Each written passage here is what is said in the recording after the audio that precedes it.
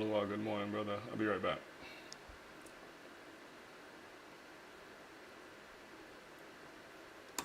Alright, good morning and welcome to Spark and Trade. Let's get these levels popping. So SPY right now, let's clear the chart so we can have a very clean slate. I am using a new mic system. I hope all can hear me. If not, type 1.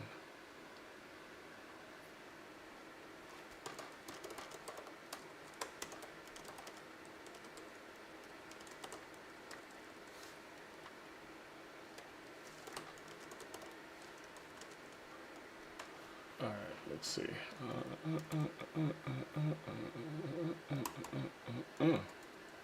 Alright, let me see how fast I get these levels out. Let's do it. So, remember signals. We're going to start with SPY today.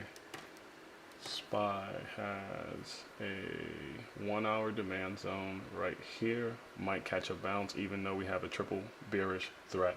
Triple bearish threat just means that the 1 hour has a red cloud, so price is kind of being forced to the downside by selling pressure. 15-minute is now also red. You kind of get this nice channel to the downside, and now the 5-minute has officially turned red. So after a little bit of chop, it kind of kicked into gear, and we're currently bouncing back up. That could be because this demand line here on the 1 hour is trying to push us back up. All right, that's all I got for you there from a 1 hour perspective. 15-minute has that demand and supply way up here at 417. We just came down from grace. Hopefully we bounce at 414 and we can catch some smoke. Here on the right side, we have supply at 415, demand at 415. Basically 415.36 is supply, 415. All right, so like I do think that this level is worth kind of possibly watching for a breakdown or a move back up to the upside to see if they want to test some of these levels up there on SPY. So let's get rid of that 1 hour chart, expand this here, move this bad boy over here to the middle, and give you guys a kind of a clear picture of what's kind of happening here. I'm gonna keep the 414.92 level and delete this 415. Remove.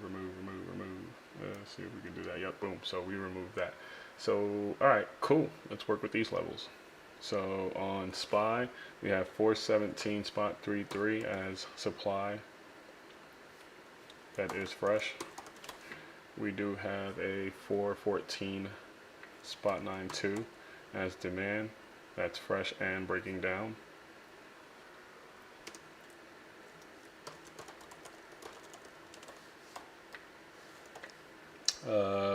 For 5-minute supply, we have 415. 415 spot 36. Fresh.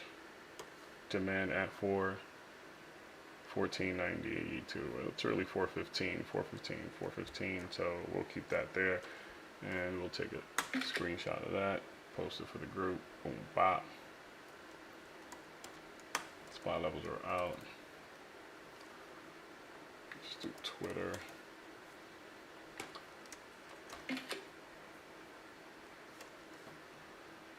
All right, tweets have gone out. Let's go take a look at ES.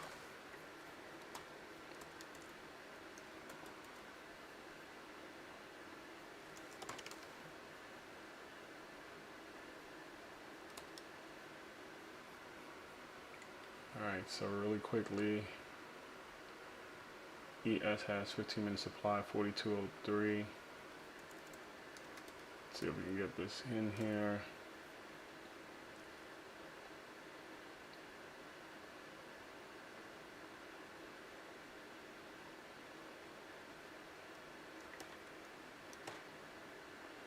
$42.03 and then 41.76 as demand. 41.76. Those are two fresh demands. On the click that. On the 5-minute, we have supply at that and there. So 4183, 4183, 4183. and demand at 41.79, 41.79. Fresh and breaking down. There goes your ES levels there. We should see some sort of reaction here if we can get it. Twitter is up. And let's see if we could squeeze some NQ in there. NQ, let's see how good we are.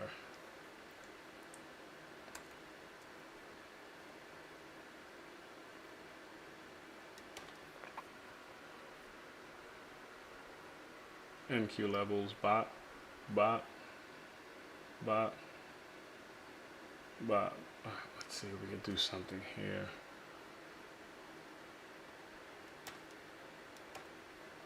So NQ has a 13.355 supply.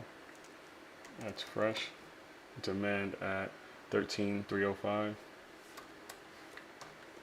It has supply on the 5 minute at 13.302. Demand at 13.286. 15 seconds to spare.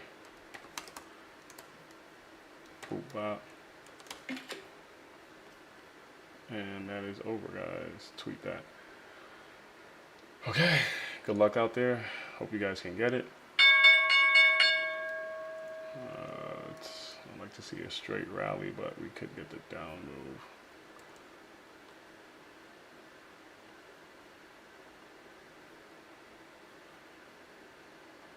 Hey, good morning, Gio.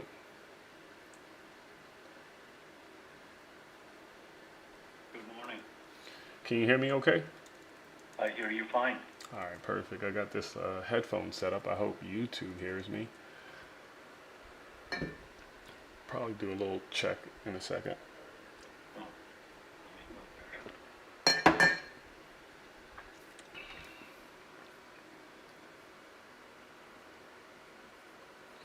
let's set up our screen so we're not missing too much of anything on the 1 hour.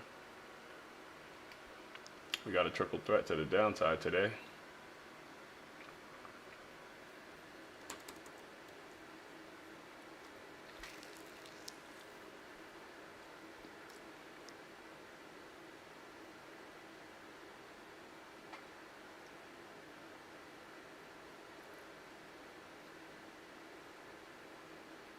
And we're about to break lows.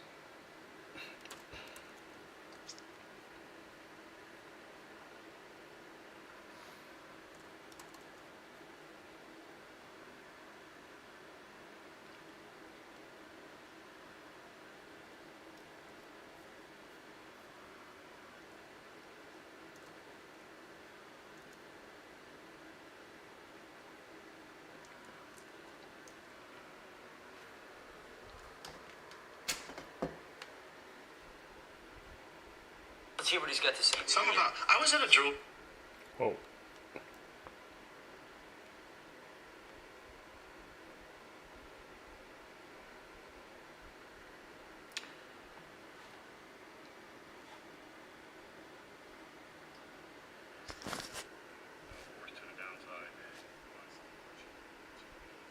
Oh yeah, it sounds good. Alright, so YouTube sounds good. Whoa, what a bounce off of demand there on NQ. I'd like to sell one there, thank you. Let them hit target. Let's see if we can hit target on NQ. So it looks like we're battling between these two supply and demand zone. We got a nice bounce off of the 13.286 level in a triple threat, so we need to be careful up here. Big 1 hour can slam us down on NQ there. Boom. Son of a gun. Alright, let's see what they do. Let's see who wins. Let's take a look at SPY. Oof, SPY's getting slammed.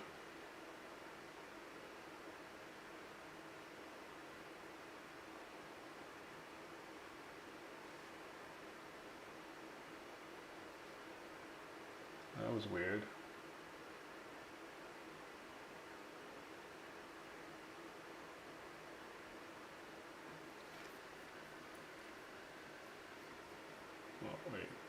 MES.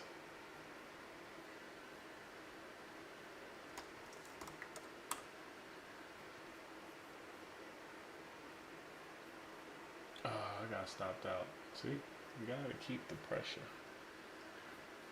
All right, so took a little stab on that NQ demand zone.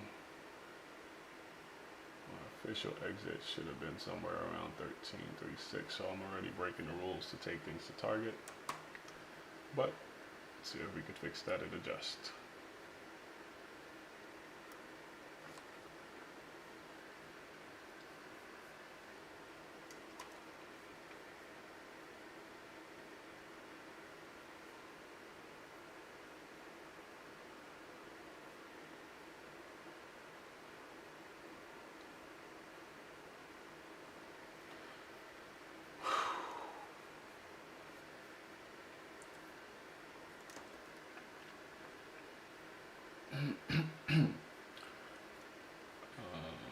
Let's take a look at let's bring our like small screen here up.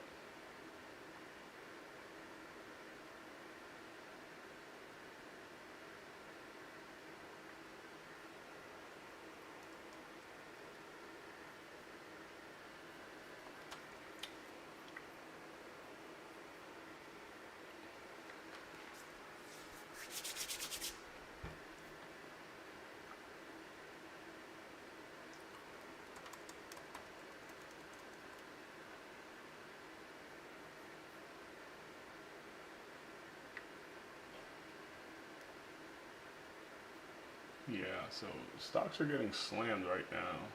As the ad opened up lower, SPY came down, ES came down. NASDAQ is, however, trying to hold it down to the upside.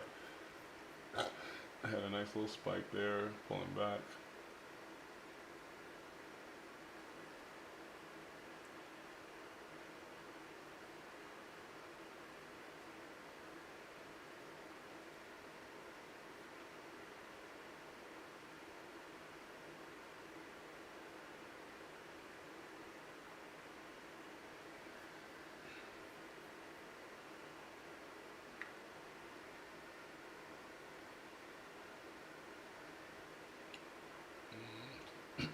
Nasty pullback there.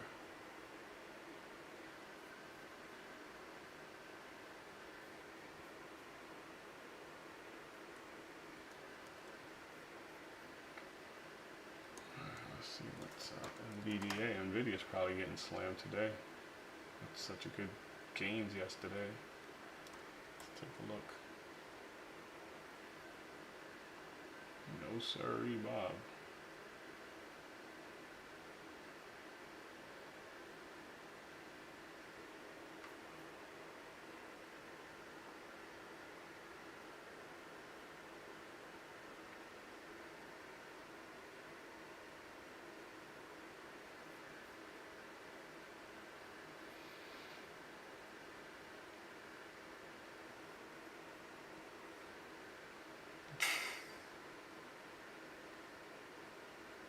This market's getting messed up right now. Damn, what a triple threat play right there.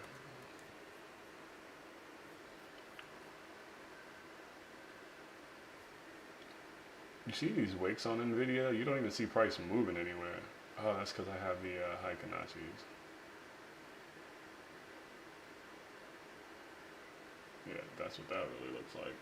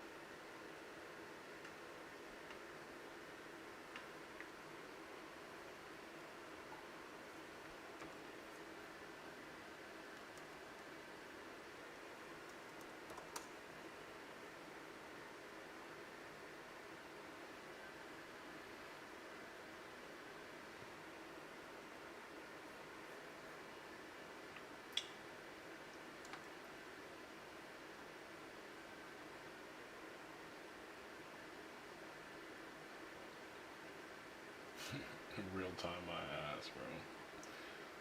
I think this one has such a lag, it's not even like funny anymore. It's insane.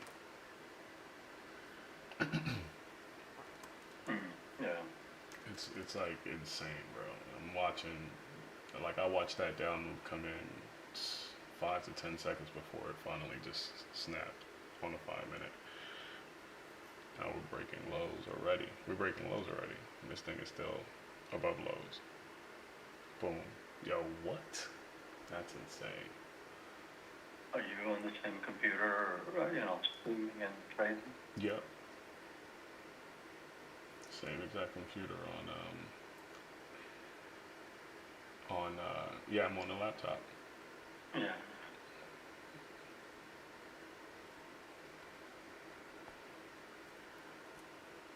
It's kind I of messed don't know. up. These days it's hard to blame the ISPs. Right? Yeah. Yeah, but they would swear that it's your network. You know,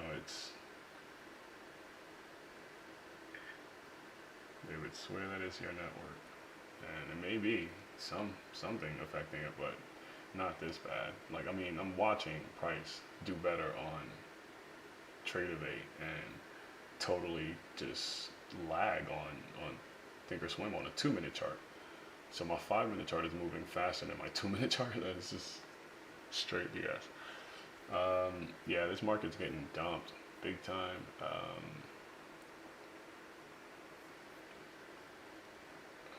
Yeah. I'm seeing the lag as well. Yeah, I mean, of course. We should probably. What do you think in terms of play?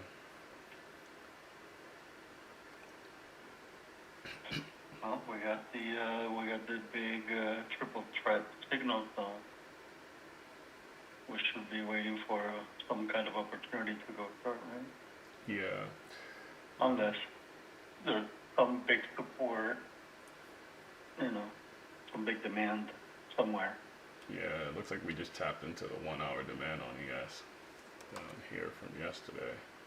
Yeah, and we're close to the NASDAQ, right? Or are we?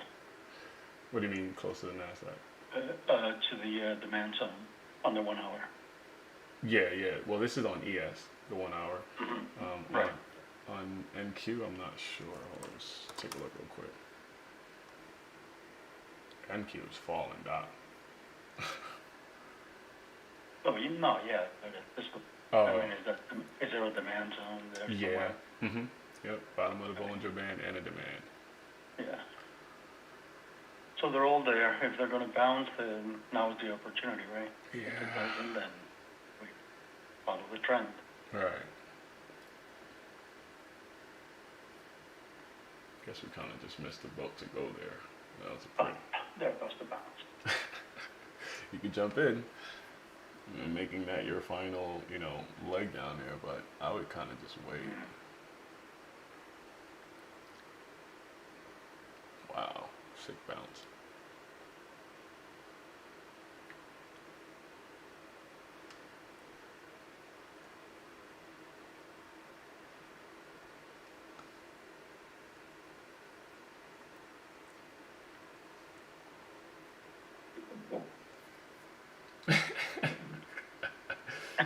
Jesus. I wrote a copy. Wow. Oh my goodness. Good call, but Apologies. damn, that was fast. Let's see if they hold it though. Basically got to break back above the 5-minute demand turn supply now. If you wanted to go with the trend, you can take a flush play entry when they can get above this green line here on the 5-minute. So somewhere around here, your stop is kind of gonna have to be the money zone. If they fail that 5-minute money zone, you don't want to be a part of that bounce. But yeah, I don't really like that setup.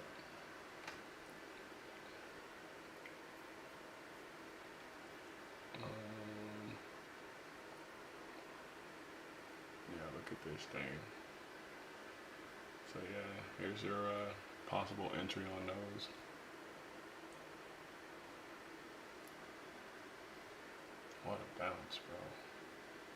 How many points is that? 65 to 86. 20 points.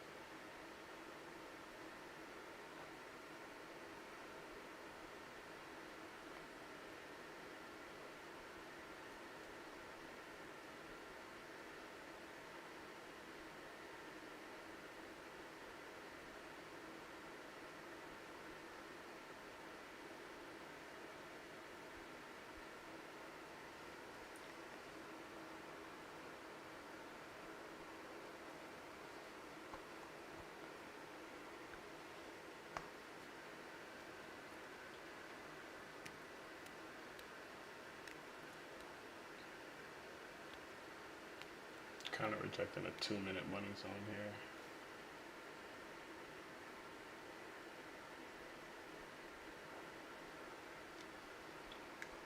One goes is all it takes to fall in love with you.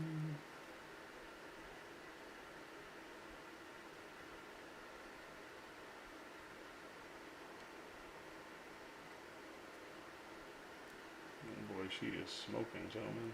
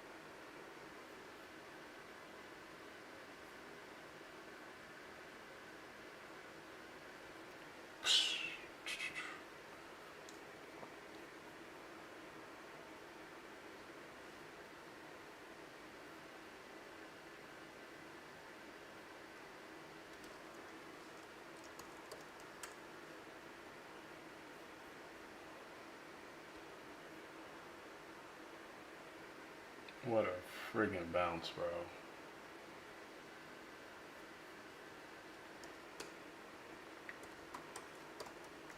You're so funny. The minute you say that, get out.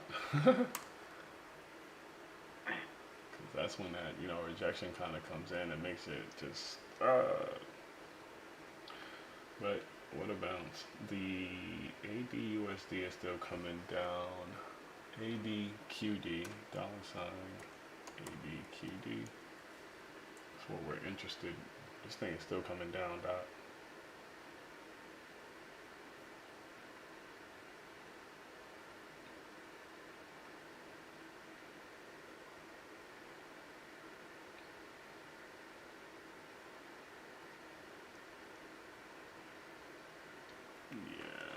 They're probably gonna slam that any minute now.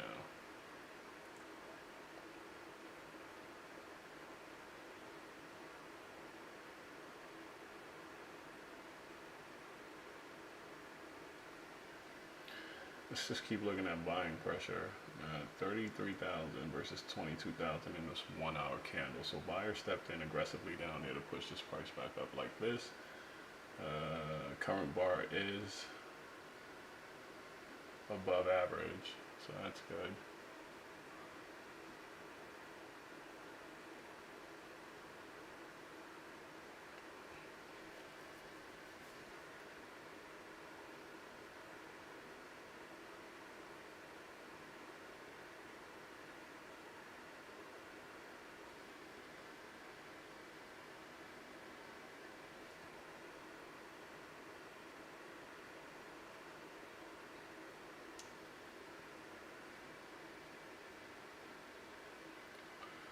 You thinking about taking these shorts?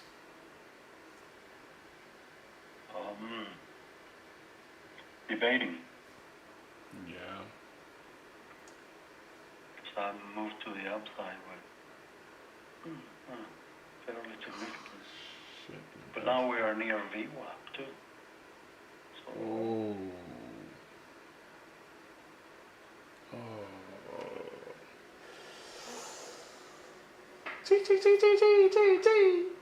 She's got her.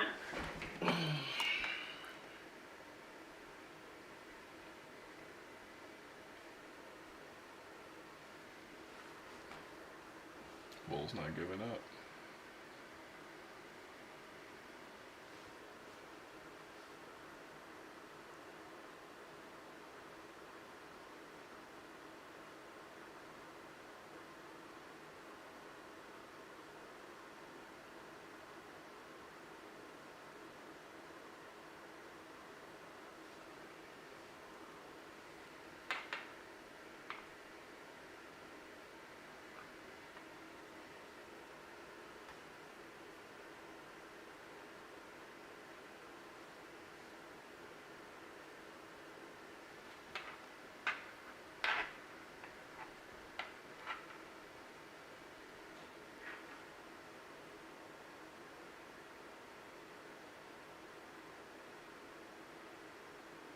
Hey, that's nice.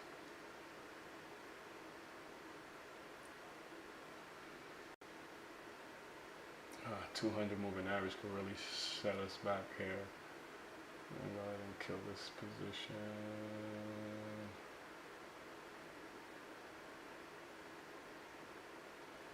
See if they try to reclaim the tops.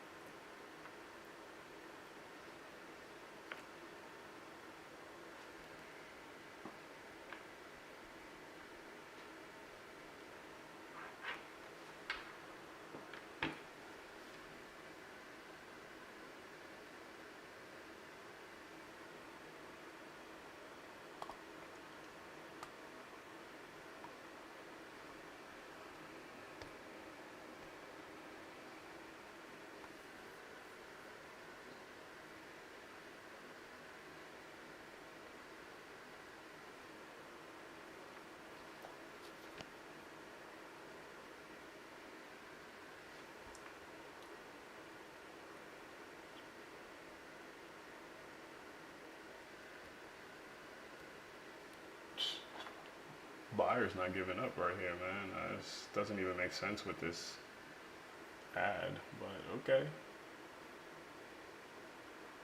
There she goes.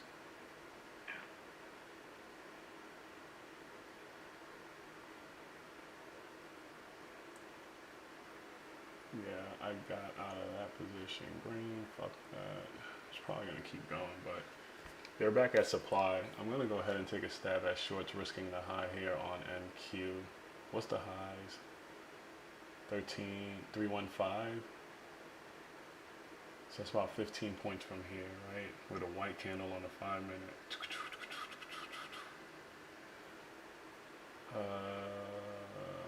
9929915. Alright, I'll start with 1.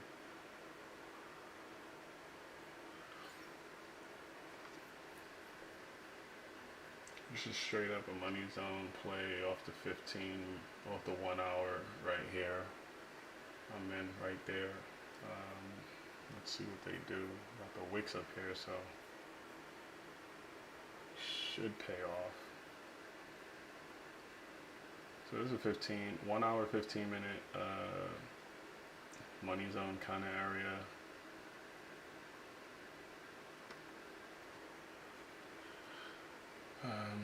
Risking about 13 points there. Cool. I would have to buy to get out. Okay, cool. And a 2-to-1 would be something like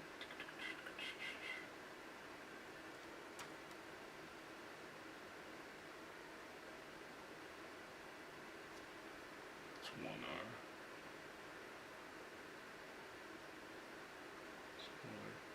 3R right there.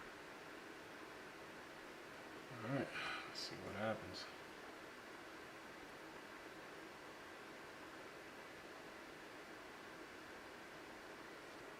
Whoa, baby.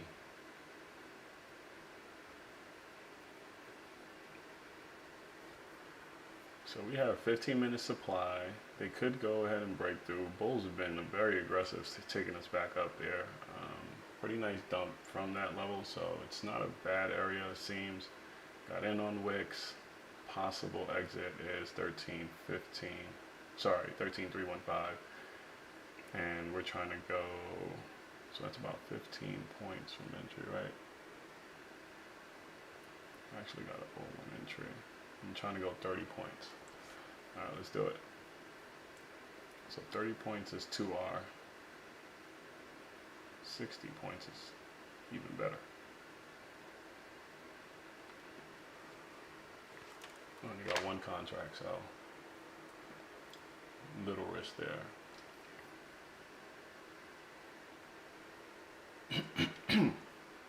You in on this one, Gio? I was, and I trailed it too close and got out. Gotcha. Let's see what they do to me, but I'm in. I'm up like 11 bucks, now 15. Oh man, they're not giving up this money zone. The ad's still coming down, so we do have thesis for this. So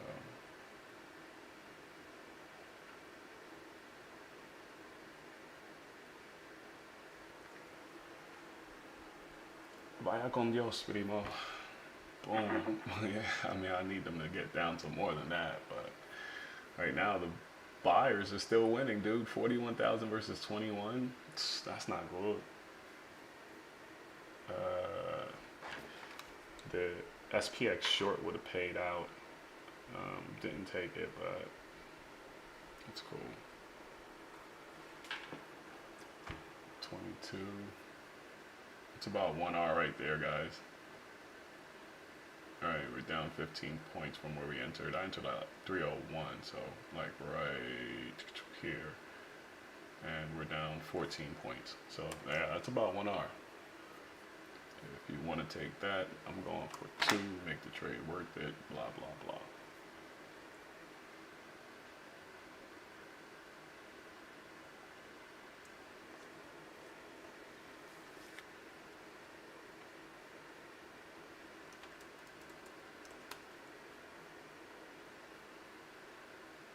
We gotta watch out for this 5-minute demand right here, guys. So it wouldn't be a bad idea to get the hell out of there.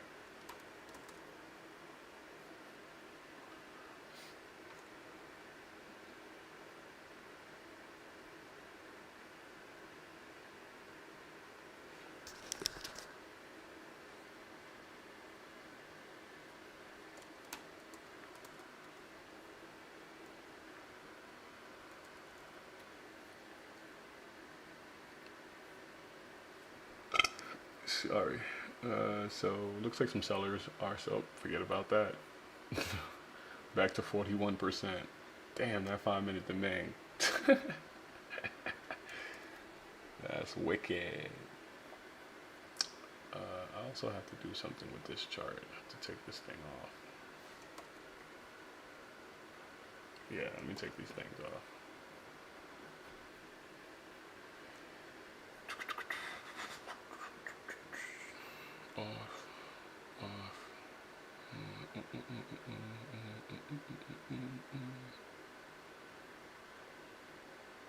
Alright, that's better.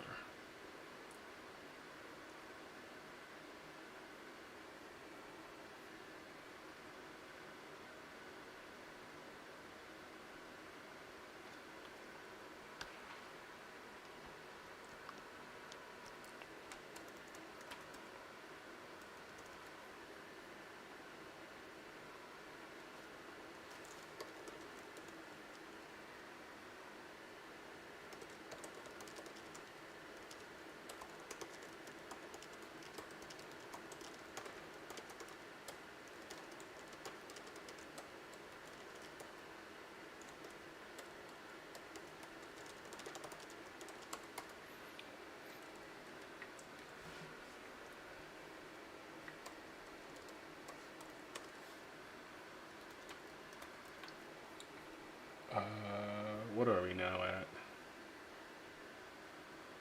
It's probably a good, nice 1 hour is somewhere around here.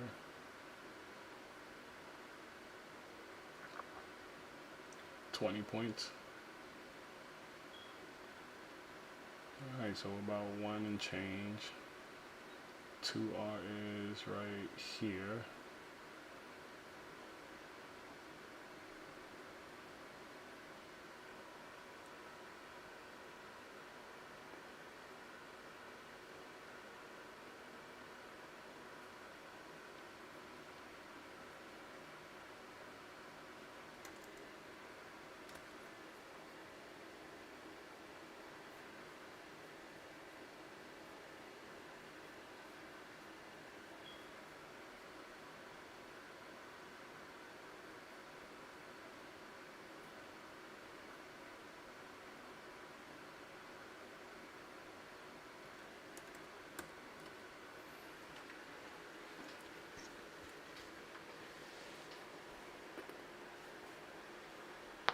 I don't think that 1 hour is gonna give up.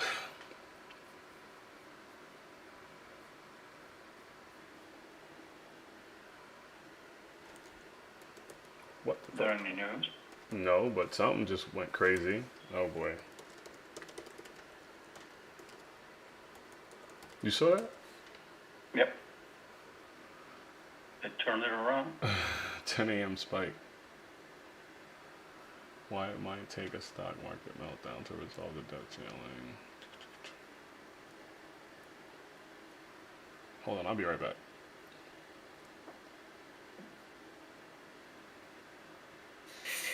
Hey fellas. Hey, what's going on? Not much, man. Do we have 10 o'clock data?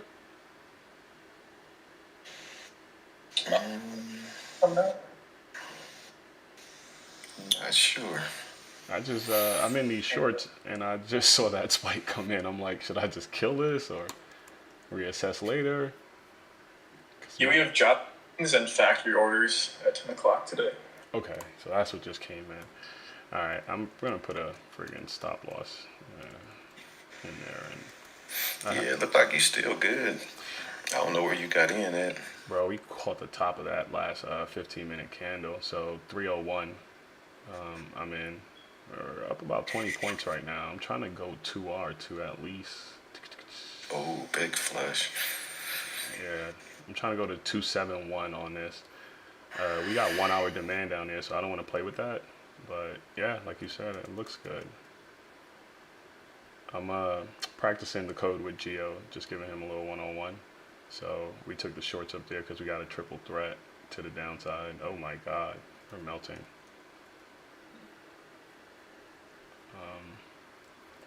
All right, looks like we hit target. I'm pushing. I'll be right back. I'll be right back, guys. Yep.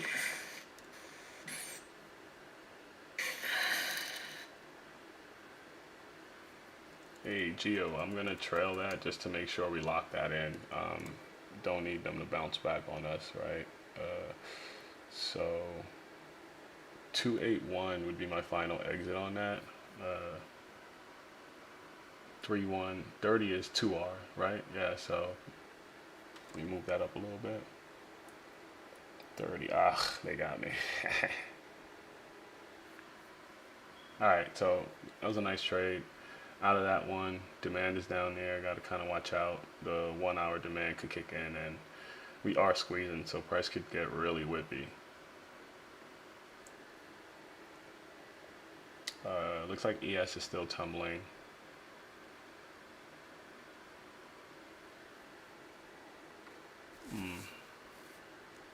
Might have been premature, but we'll see.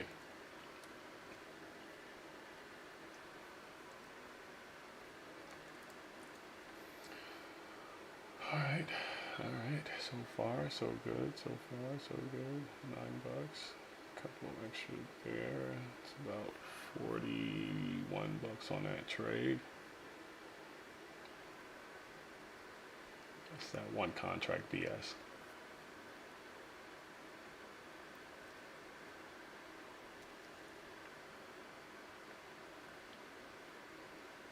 I should have just took that, bro. We were at 273. That's fucking,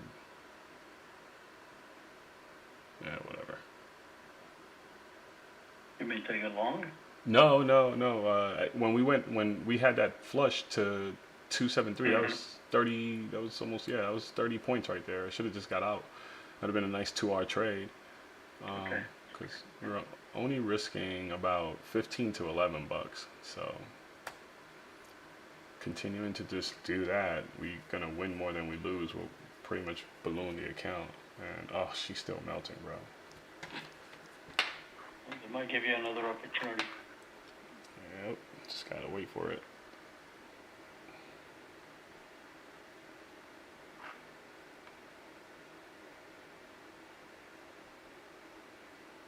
Damn.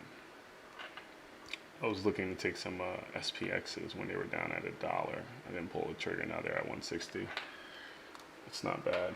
All right, well, it was a good trade, good setup. Pull back into the 1 hour money zone. Price made a lower high. We took the trade as best as we could at a wick on this candle here, and kind of just rode that down. They hit target, bastards. Whoa. Yeah, 1 hour just broke. Fucking A.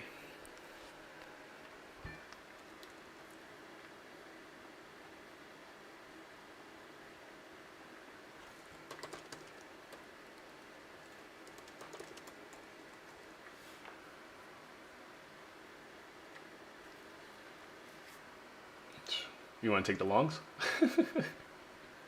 I did. Nice. Not just now, the previous one. Oh, you got stopped out? Yeah, I took decent profit, I guess. Okay. 77 to 84. 77. Almost 10 points, I guess. Nice. Damn. I wasn't sure if I wanted to take that 1 hour demand this time, because this would be like a really close retest. But why the hell not, right? Well, it always react at this point. Right. So, Yeah. if anything, you could scalp the hell out of 64. Yeah, right. Yeah, about 10 to 15 points there. 64 bounce to 79. Yeah. Whew.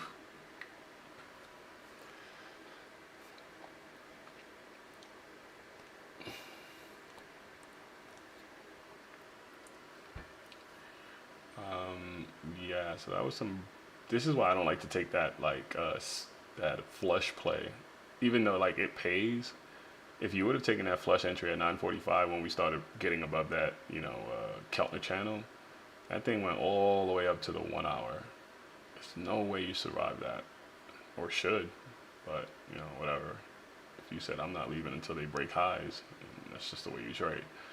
However, I would have had to given this money zone a test on the 5 minutes, which would have stopped me out only for me to be right. And it's just the way it is, I guess. Alright, so here goes another test of the 1 hour zone, guys. So this flush play would have probably been good. Let's see what ends up happening.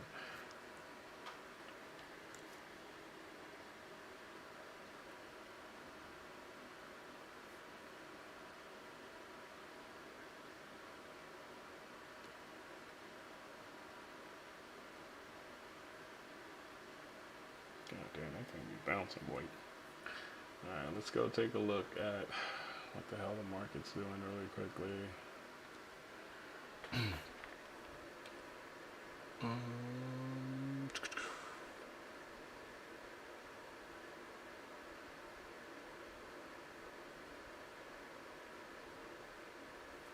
Pre-market.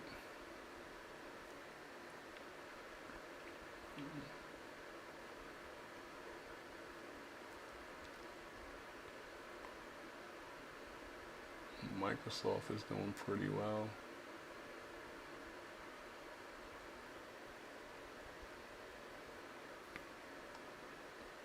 Jesus.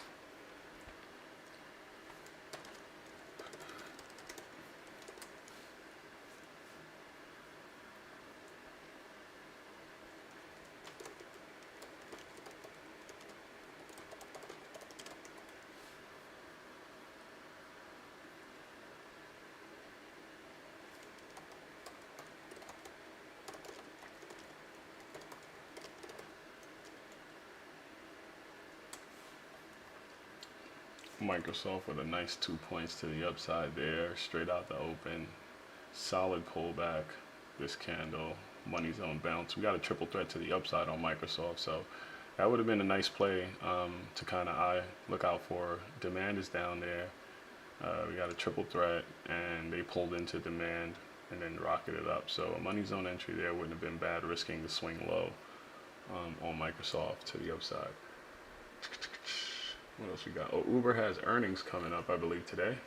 And AMD? Oh, earnings came out already for Uber. It was in the morning. Jesus. 32 bounce to 36. Super nice. Let's see what AMD is doing.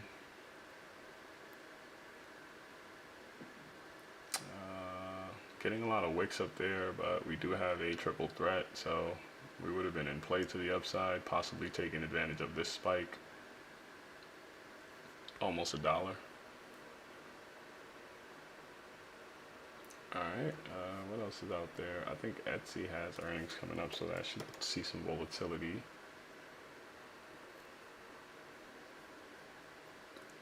Alright, so this one was straight out the open, a little bit more confusing.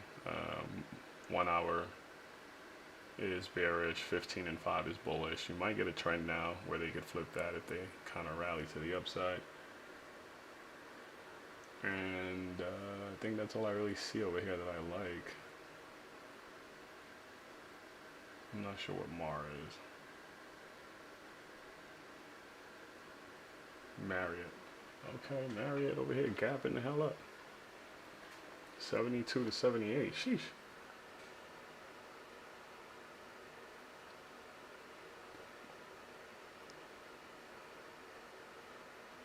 Alright, so those are your pre-market stocks that have some significant volume. Uber, you know, your SFM also has some pretty decent volume here. Looks like they're dropping back to the money zone after some volatility this morning. Alright guys, that's about all I'm doing here. Let's get back to it. Let's take a look at our good old SPY.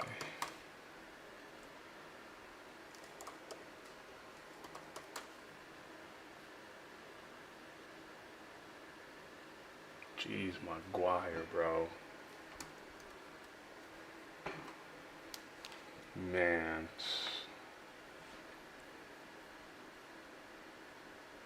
Think you didn't stay in those longs. Man, dude. Get away from the computer.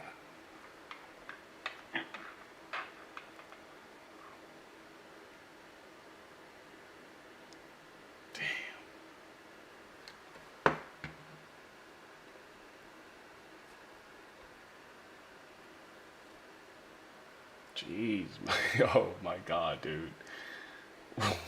Talk about clipping the top of this friggin' move.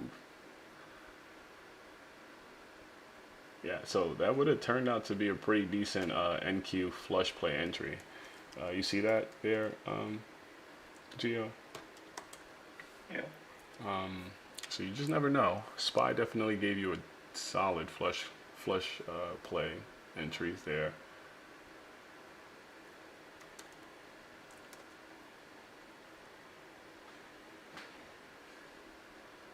I'll be right back. Tell LMD. Moving average I'm using now. I figured you keep calling it out, so I said I'd give it a try. LMD. Yeah, yep. You see this, bro? What's that? This is the flush happening right now, bro. Yeah, it's ridiculous. They sent this whole thing down the toilet, and I got out for friggin'. It was decent pointage. It was like 60 points. Yeah, because you say your target was 272. Yeah. Yeah, this thing is down 40 more points. Oh man, dog. And then they had a wicked bounce there that would have got me out regardless. Like it was like a one hour demand line there where we bounced off this morning. So I was like, I'm not gonna play with them. They broke that sucker. Yeah, this market is crazy though. Just when you think we gonna just keep grinding higher, they hit the switch and man, you hit it back down. Yeah, you know what was a good a good thing to watch this morning was the ADQD, the ad for Nasdaq. Bruh, when they were going up from the 1 hour bounce, that thing was still going down. So I was like, man, I'm taking this out. I'm taking this supply level, and we'll see what happened. And it was a 1 hour money zone. And then look, Jesus Christ, bro. Yeah, I'm over here trading low floats today. Oh yeah. Yeah, What I mo- took one trade on Tesla, but yeah, looking at low floats. What moving average you said you gonna start using? I just put the 9 on there, Oh, but I keep the 20 on there. I use the 20 normally as like my backstop, nice. especially if I'm trailing something. But I got the 9 on there just to see how it's doing. Yeah, if the stock is Same. trending, you're gonna see that thing pays, bro.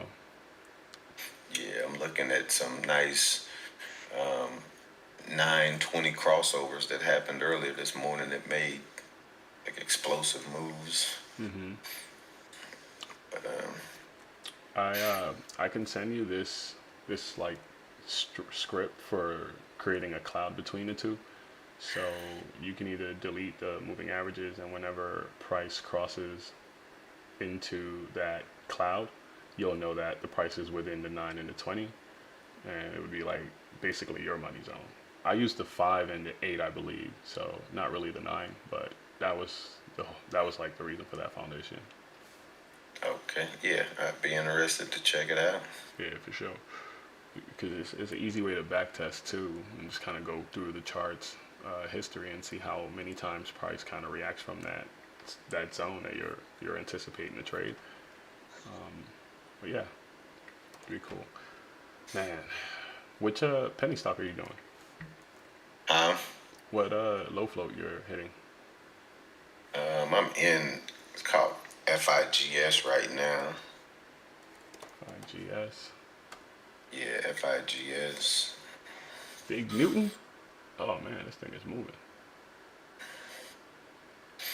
Trying to get up to 480 or 689 Almost is where there. I have it. That's like first target. It's fire. It looks like you're about to get it. Yeah, that was a nice little push right there. I think if it breaks 689, it'll get back up to previous low of day. Yeah. You guys saw Microsoft, man? Yeah, we had been looking at that one, myself and Vega, I'm shocked. kind of watching it. Oh, as soon as I said we're approaching 15-minute supply, look at the dump. 10:08.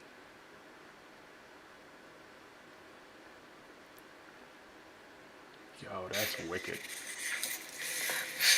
Man, I could have went in on this thing with like a halfway decent size.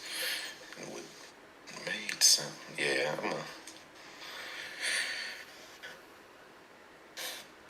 let's see. Like stock on Amazon right now. Think it's going to break the highs, or it's just going to dump back down? Well, it has to get to demand, or not demand. It's a supply line. Right here at, I have the beginning at like 103, like 50, I guess. Yeah, I got mine sitting right at 103.50. Yeah, it's a supply line. So you want to see it kind of hold over that level, form higher lows over it before kind of entering it. Just because like if it ends up just tapping 103.50s Yeah. and it gets heavy under it, I mean you probably will end up seeing like a flush. But it all depends on what the SPY wants to do. If the SPY wants to start catching a bid back up to VWAP, like I said, I think that the SPY is probably going to close out at 414. Like I think we're going to get these moves down, and then probably close out at 414 or whatever. Like Yeah, let me see, because I hadn't even looked to see what the channels look like today. Oh, nah, we ain't in no kind of channels right now. yeah, I don't like I said, I don't like today to really be sitting here trading like this. Like yeah, it might like if I get in a trade, if I'm green on that trade, it might be my only trade of the day. Yeah, I'm Spy wrapping is up early absolutely myself. ugly. Yeah, they slammed that thing. Vega Lua, what's up, man? How you guys doing today? What's up, dude? Not much, not much. Okay, Figs did make the move I wanted it to make. 30 cents away from target. Yeah, my Microsoft play worked out how I thought it was gonna work out. That 90s level. The problem is it never really got retested. We did get that nice little move on that 10-13 candle, and you could have possibly got in there. And it would have been nice. Yeah, that thing. But I really wanted that 307.90s retest. Be back. Let me go check in. Yo. Hey, Just wanted to check in with the fellas. Looks like they taking Amazon. Had a nice move to the upside. oh yeah, nice. Yeah, and Microsoft. I was just telling them, look at Microsoft, and it was approaching a 15-minute friggin' supply line. They knocked the hell out of that entire move. It's crazy. SPY's still tumbling. Amazon is holding though, so let's just hope Tesla is going up. When SPY goes down, Tesla usually goes up. Okay, Tuzzy. Okay. Did a nice little move for us.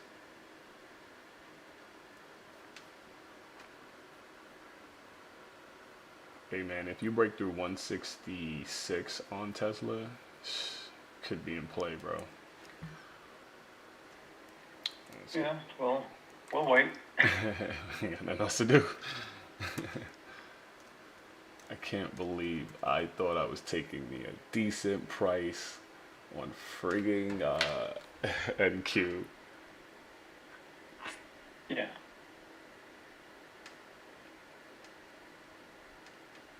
Triple friggin' threat paid out today.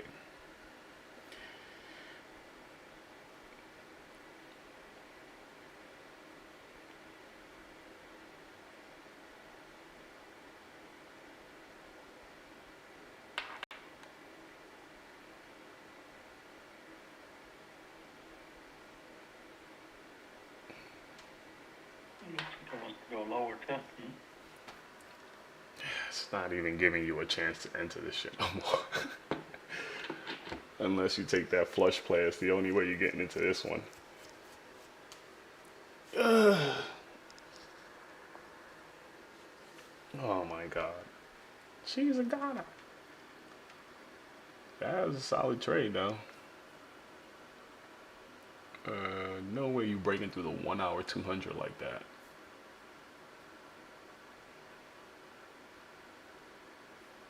No, I'm talking about ES, by the way. Let's get back to NQ real quick.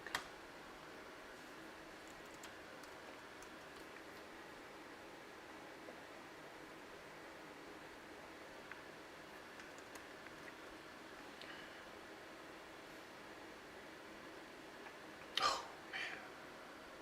Where the fuck? Wait. Dude, if you see the 1 hour range, all the way back down to 12,807, that would be like the whole move we did in 2 days to the upside, or 3 days, whatever amount of run we had. Could you imagine?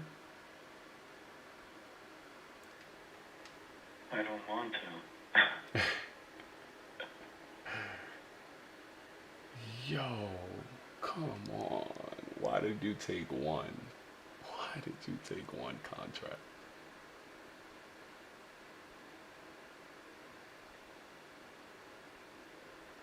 I think even trailing every single candle afterwards would have been nice. Oh, there goes your stop here, there goes your stop there, there goes your stop down there. Just continue to follow them until you're really ready to get out.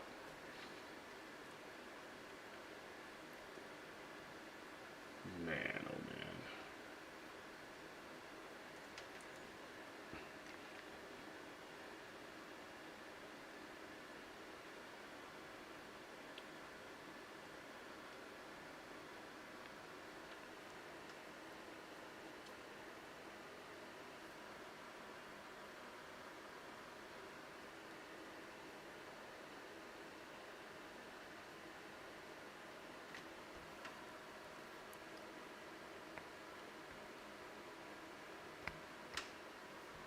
What the fuck was 13,305 supply? 13,305. 15-minute. I called it demand. It was demand. Breaking down though. And then we had 13,302 5-minute supply. So I took that one. All right, cool.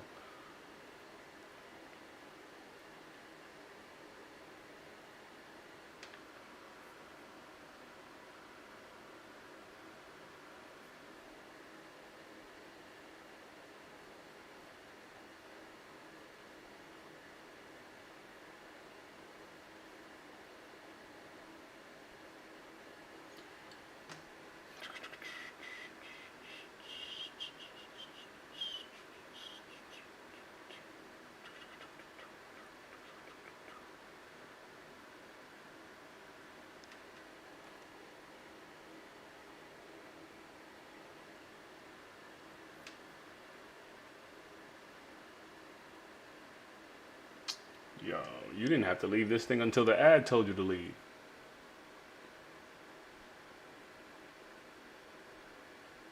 It's pretty crazy. I got in on the candle that wick, so somewhere right here was entry. Right, 13,301.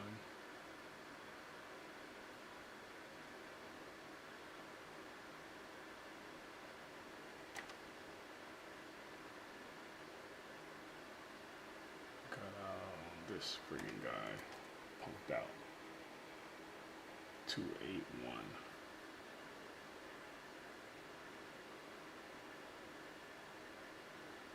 Damn, why did it bring me back all the way up there? Sucker.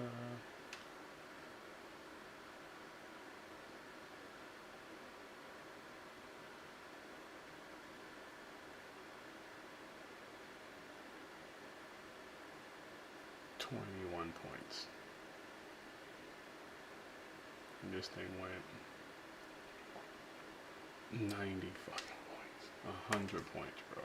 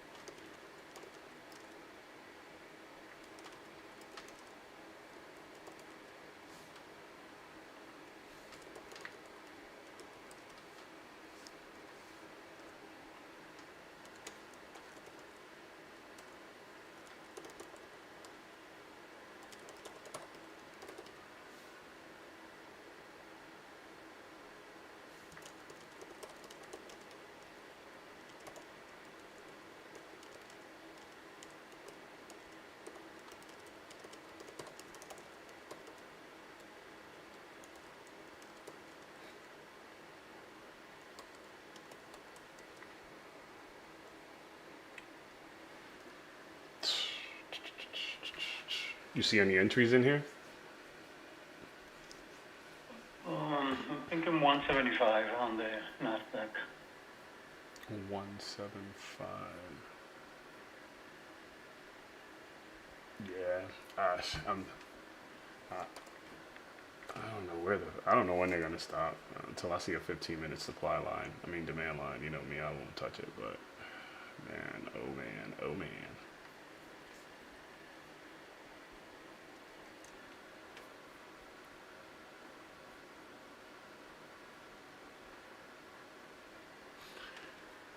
Yeah, that Bollinger Band trick today would have got you killed, brother. Yeah. Not really. You just got to get a rule for it, and you know you would probably see this, and you would have been gotten out. You know, there's no way you hold through this. This is crazy. 100 points, bro.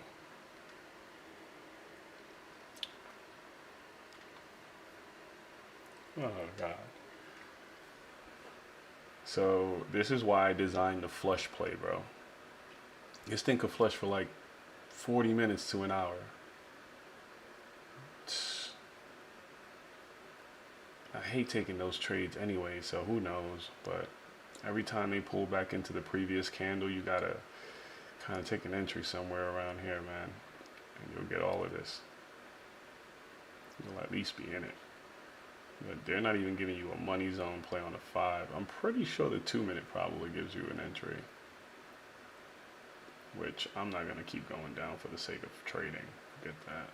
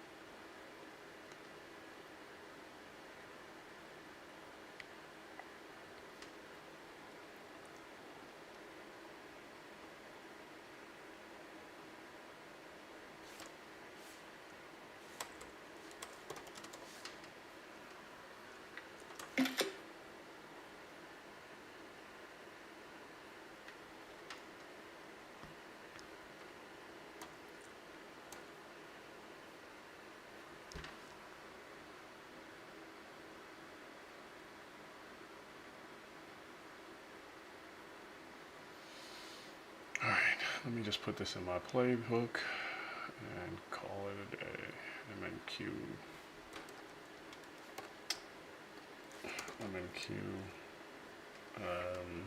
Triple threat, 3x threat, bear threat at 15-minute supply and 1 hour money zone, right? That was the reason why we took that. And 1H money zone, short play, 1.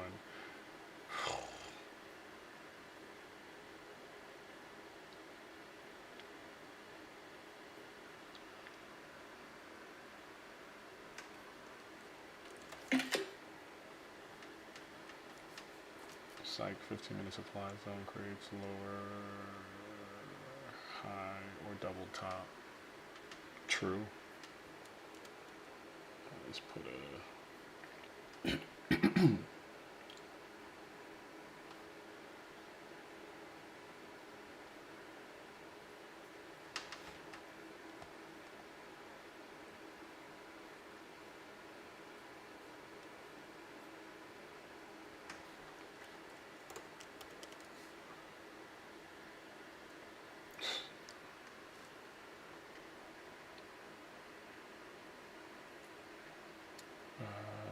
position, just one entry, 13,301 at the wicks, correct? Yep, 15-minute wicks. Stop was 13,316. It was 315 actually. 13,315. It's about 14 points.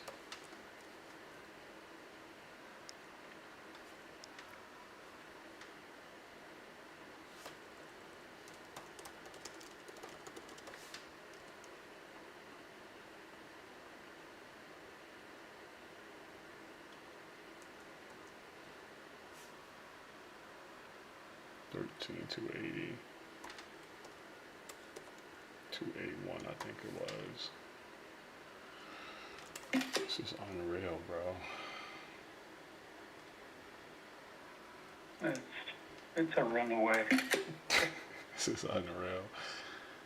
To think that I had the high here, it's kind of pretty amazing. I mean, I wasn't even going for this. This is like friggin' risking 15. We're at like 5, 6x right now, 7 maybe.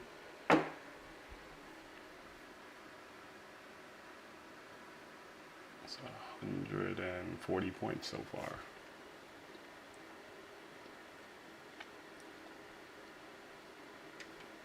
I wanted 272.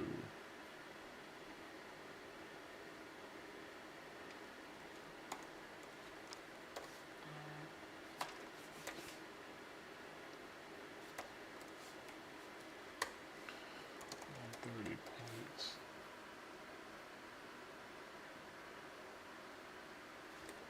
31 points.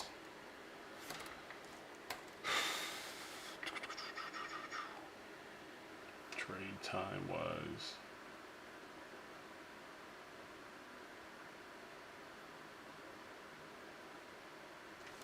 this candle to about this candle, 9 minutes. If I would have taken this entire move though, it would have been 46 minutes. So,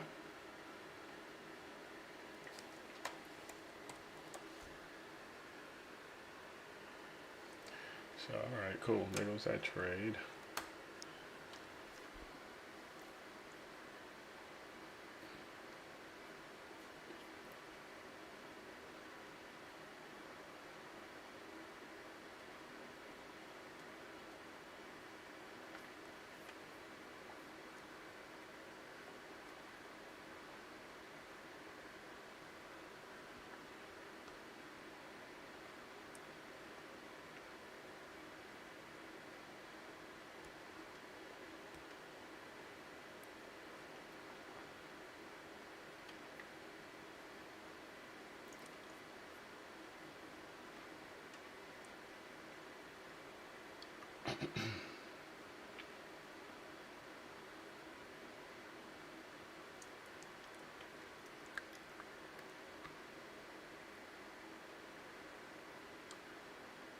Permission. Alright, let's make that channel public.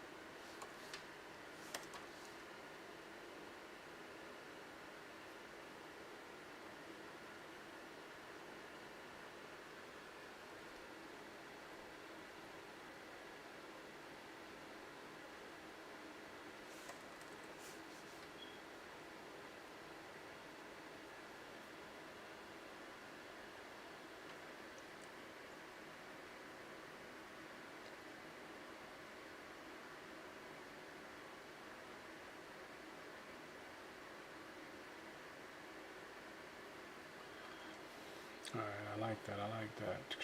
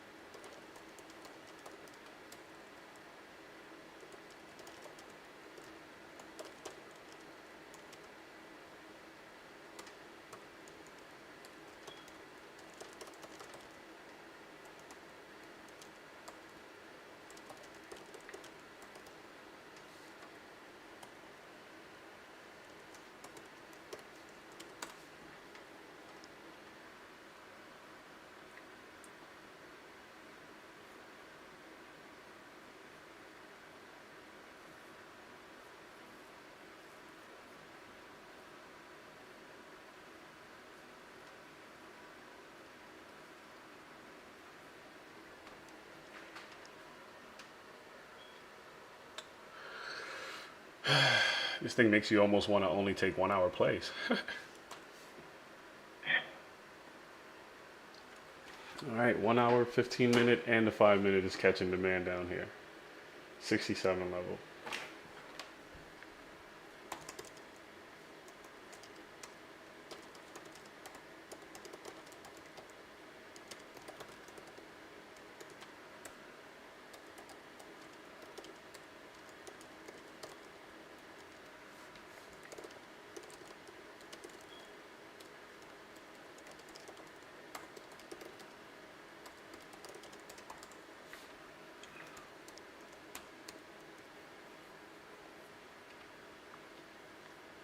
Boom, boom. Kind of almost makes no sense to like stick around for the rest of the day, right? Yeah, this is, That is the move. it's not fun. I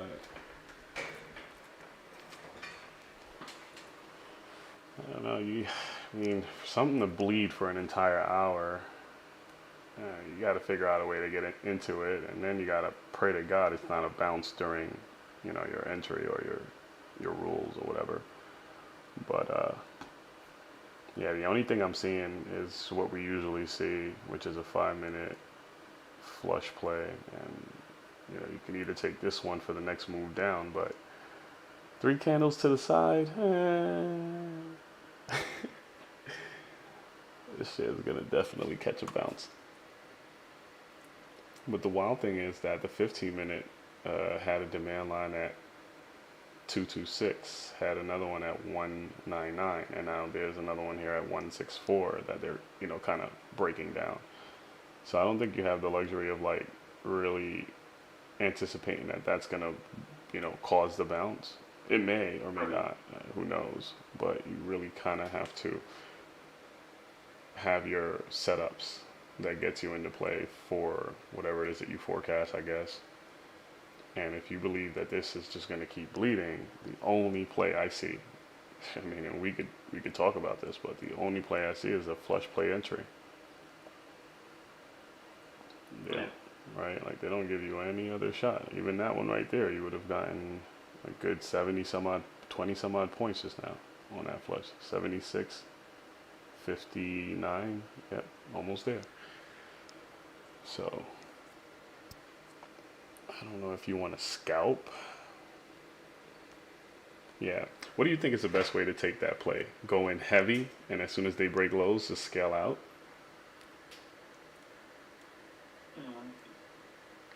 Yeah, I can't think size anyway right now because you know, I took a couple of levels and you know got stopped twice, so I'm not in a good place to even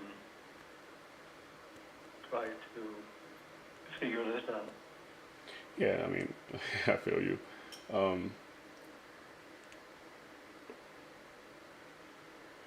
Yeah, I've been kind of debating back and forth with how I would take that flush play and what's the best way to take it.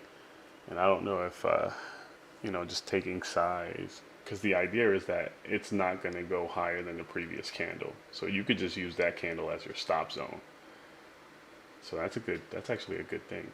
So if you take size, this thing has to break the previous low candle, the previous low, the low of the previous candle. As soon as it does that, you got to start washing away your size, because you know you don't want to risk going back up. This isn't a hold kind of play. It's a flush. The market should keep flushing, and if it's continuing to make lower lows, yeah, you should be scaling the hell out of there. So I think, like, if I'm gonna do the flush play from now on, I'm gonna do that with, you know, possible size, which for me is only like, you know, 3/4 friggin' MES contract.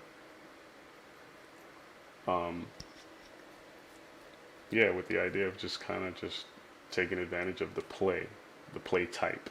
This thing flush for 5, 10, 15, 20, 25, 30, 35, 40, 45 minutes. 45 minutes of a down move, bro. What the fuck? And you know, we do have our indicators that tells us that this market could get into a flush, which is this green line here. It happened back here and then it failed. So if you took entries here, forget going all the way up. You could have just easily stopped out because the condition was no longer true. 95, 87. So that's a good 7, 5, 6, 7, 5, 8 point stop out right there, because the condition invalidated if you took this potential flush.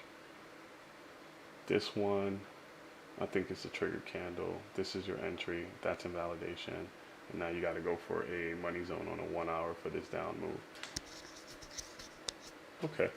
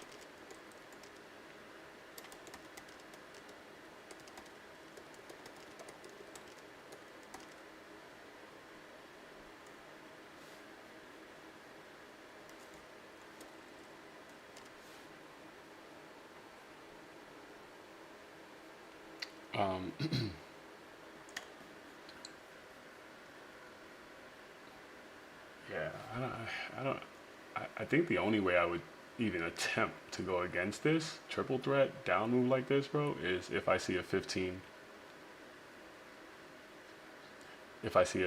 minute demand line. And I think like forming that rule is what keeps me out of like just trying to take a reversal play without data, right? Just that way I don't just throw my money into what I believe a level should do. But you know, like, you could be wrong, it doesn't matter, but at least having that keeps you out of this. God, late. Another flush play gonna trigger on this. Yep.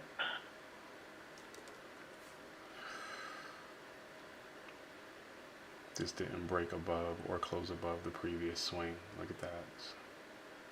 It's the only thing I ever see, yo.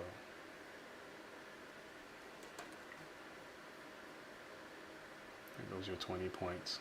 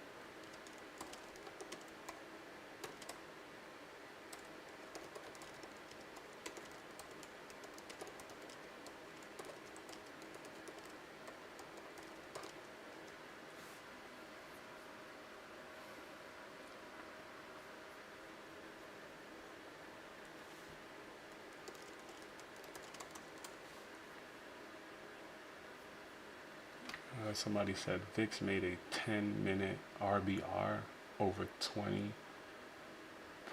I wouldn't try to reverse play yet. Shit, for me, I don't even have the reasons to go in for a reversal. But well, let's see what he's talking about. So this thing should keep dumping. Yo, wow, dude. This thing is saying stay in the trade. No fucking way, bro.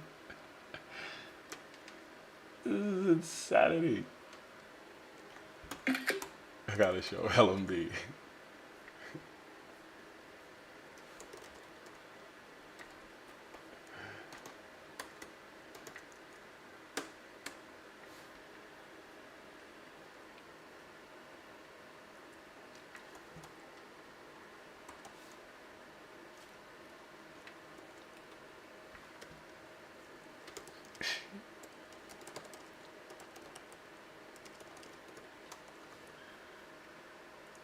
I'll be right back.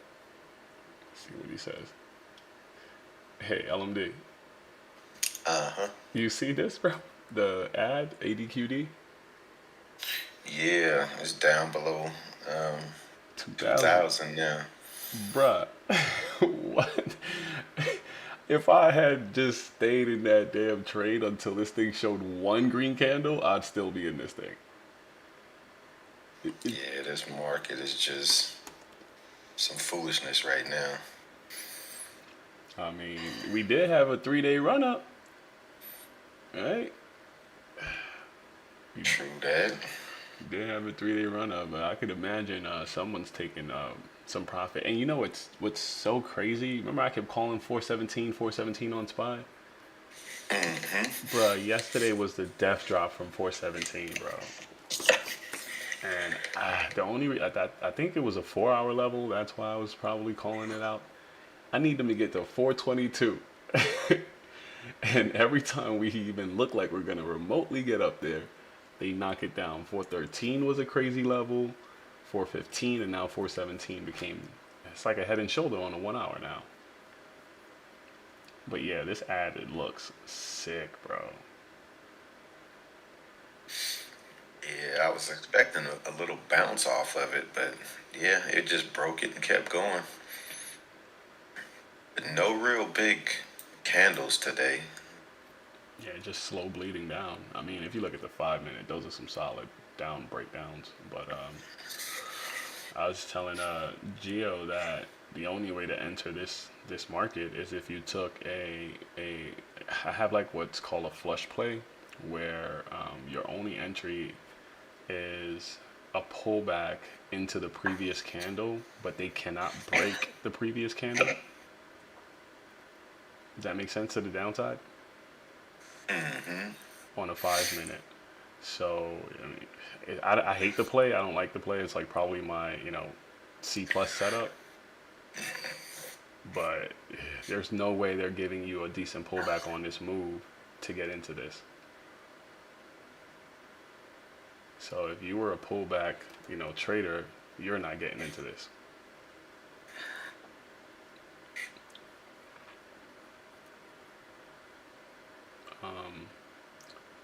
So yeah, I mean, they gave some puny opportunities. As soon as they kind of pulled back or hesitated to continue to break down, once they got above like this little green line, probably had your shot. But I hate that play because if you get in and they bounce on you, whew, boy. Damn, look at this flush on AMD. $2. We got earnings today, right? Yeah. I'm in 2 calls still. Let me see. Yeah, they just turning red on me. Oh, that's Apple is up though. Is Apple moving higher? Not by much. I mean, it has like kind of a higher low to it, but it's not really moving up like that. Yeah, I'm just looking like my P&L is done went up. Must have checked it when it had based out right there, but yeah.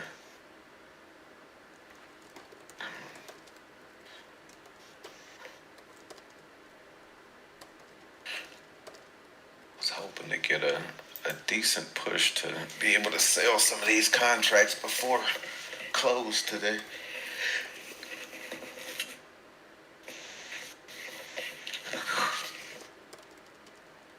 You said Apple is Thursday, right? Yep. I'm gonna assume Apple gonna have good earnings. I'm gonna hold all 5 of these. And I'm in cheap. My average price is 21 cents per contract.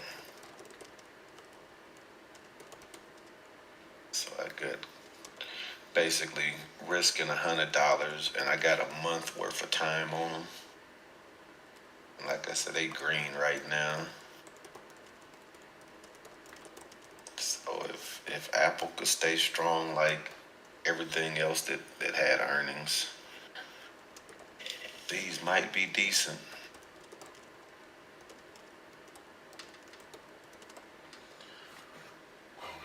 We gotta get a trend change on the ad. This is crazy. I was telling Gio, if we get to that 1 hour level that I see on NQ, bro, it's almost unfathomable, but we've seen this happen often, so I guess it's just a matter of time. But that level is well, I'm looking at SPY right now. Hold on. SPY 405 is the level. That's crazy. This thing is just chomping lower. Not just dropping, but it's like taking bites out of it. Yeah. And on NQ, it is 12,803, bro. Could you imagine that?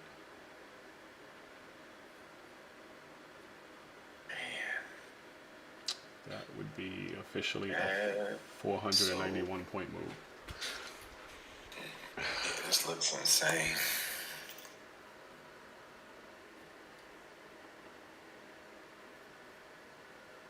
Oh, 13,100 is coming up. Let me look at the SPY real quick because it just broke a green channel. So let me see what channel that is. So, oh, wow. We breaking to get back out of the hourly or get back out of the weekly up channel. So this thing basically peekabooed people in and has been bleeding ever since. But this should hold right here. This should not, which I can't say that because we had this same move March 6th, the week of March 6th, it broke it. The next week it broke it, and then it made a move back higher. But let's see if it catches support just because it tapped it.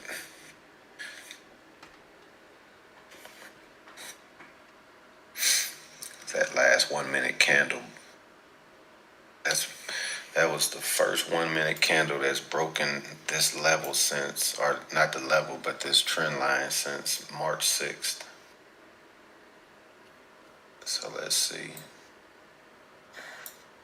See if it can get back above it. 13.121. Thank you. And see, you look at the ad, we hadn't had 3 consecutive green candles since about 10:40-ish. You still in Tesla over there?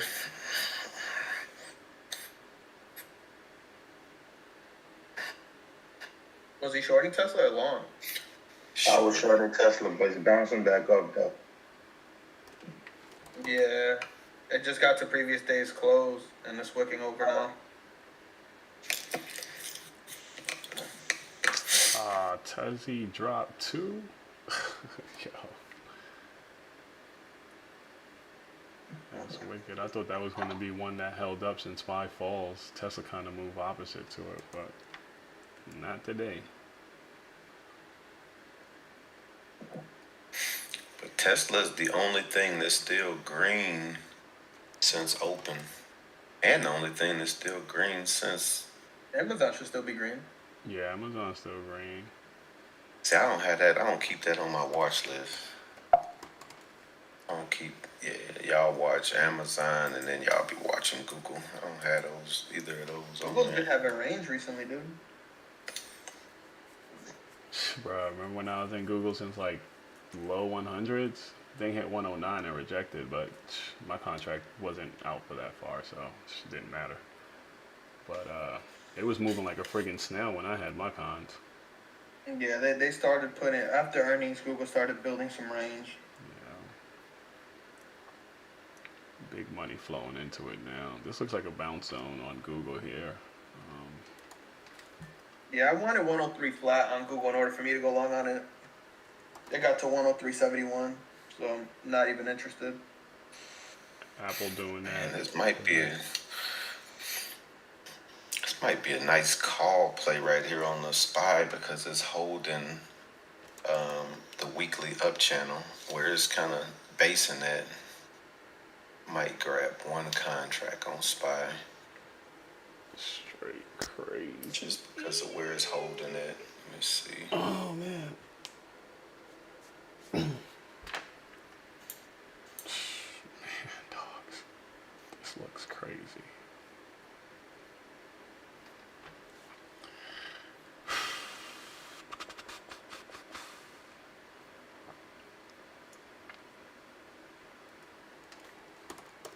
Yeah, I did see that the 4 hour also had a channel down here, so I'm with you on that possible bounce zone.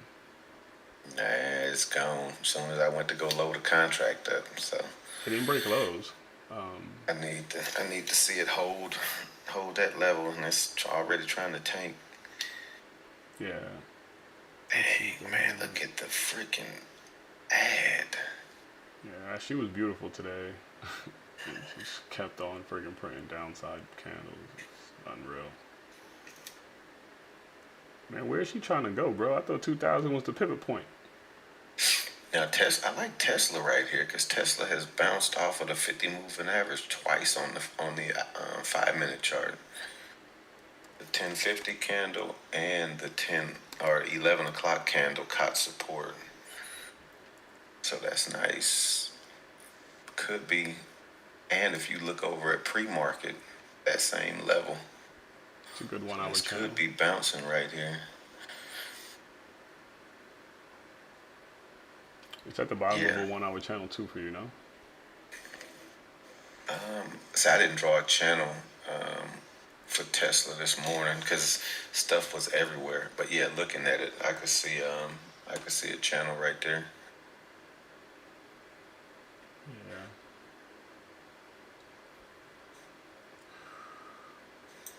Alright, this is a put your pencils down kind of day for me. Got me a decent trade this morning. Didn't ride this whole 200 points down. Thing is down 180 points, bro. Yeah. Meta Meta has the look like it's trying to start a new trend from this downtrend. Everything is in such clean downtrends. It's ridiculous that I didn't trade none of this. So I was gonna trade Meta right to the downside after the crazy up move it had yesterday. When I saw the bounce at 940, I was like, oh hell no, I'm not about to get in front of Meta. So I bailed on the trade, and then I'm like, all right, well maybe I should take SPY down, but then I just took the NQ, and I was gonna do a SPX contract. I can't even imagine where that thing is at. I was trying to get it at $1. I'll tell you what's that now. SPX 120. Oh my god, this thing hit $28, bro. And where were you looking at it at? $1 this morning. And It's 2,800 off of $100 friggin' dollars. yeah, that's crazy. That makes no sense how those things do that. Yeah, so that's why people are attracted to it, you know. But I got to risk the whole 100 because the way it moves is just a micro pullback takes away like 200%, 100%. It doesn't matter though. You get a trend like this, all you need is one of them, right?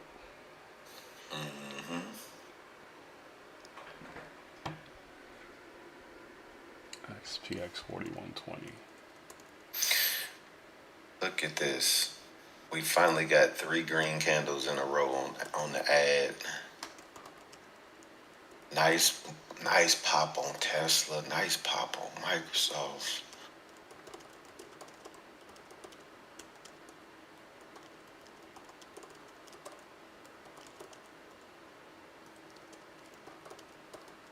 And then a flush right back down below. Come on. The SPY needs to hold this freaking weekly up channel. We need to hold. That's a good bottom and tail. Come on. What does it look like on the... Like I say, Tesla just looks amazing on the 5 minute. Let's see what the SPY looks like on the 5. SPY not so much. That bleed, I think the SPY about to ramp back up to about 412.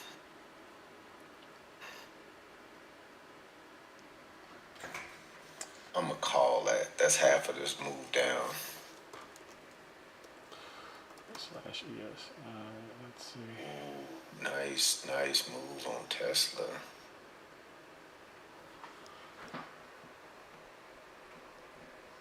Another green candle on the ad.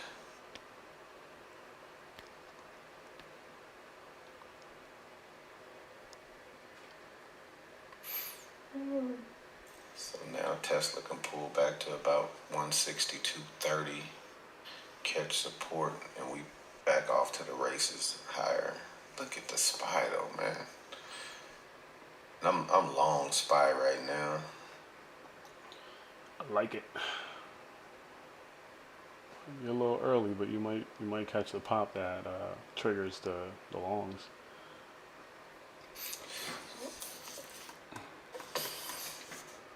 I at least want to see this back up to 410. You risking a swing low? Pretty much. I'm in on some cheap contracts. I should probably do some SPX crazy this. Yeah, this is not what I want to see though.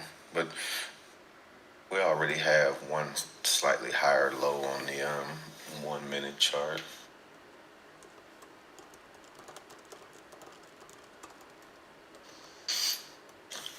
Just thought this weekly up channel would be a little bit stronger.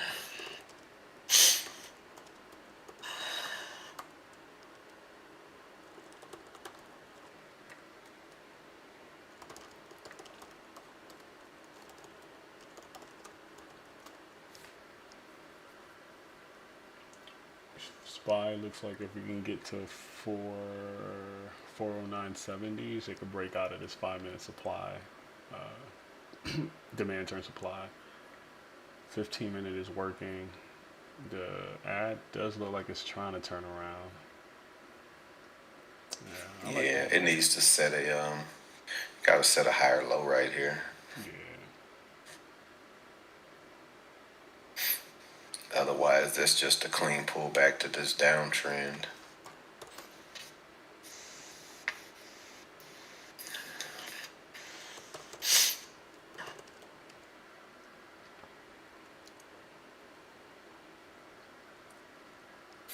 I just tripped. These contracts expire. Why did I do that? I bought a contract that expires today.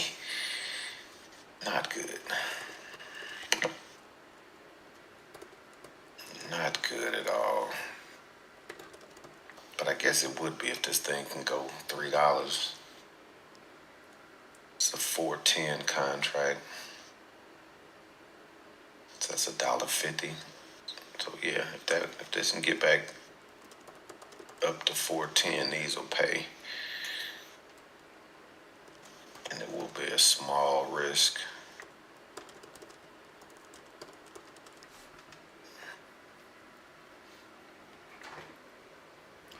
NQ is holding the base here. The NQ would wick you out. So let me see, what's the risk? Bottom is 117. Right now it's 134.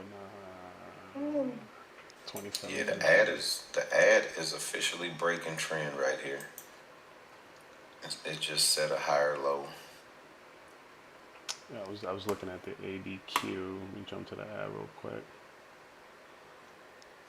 Yeah, it just set a higher low. For the first time this morning. Yeah. But look at it right below freaking. The SPY breaks right below the weekly up channel again, though. It's gonna be a fight.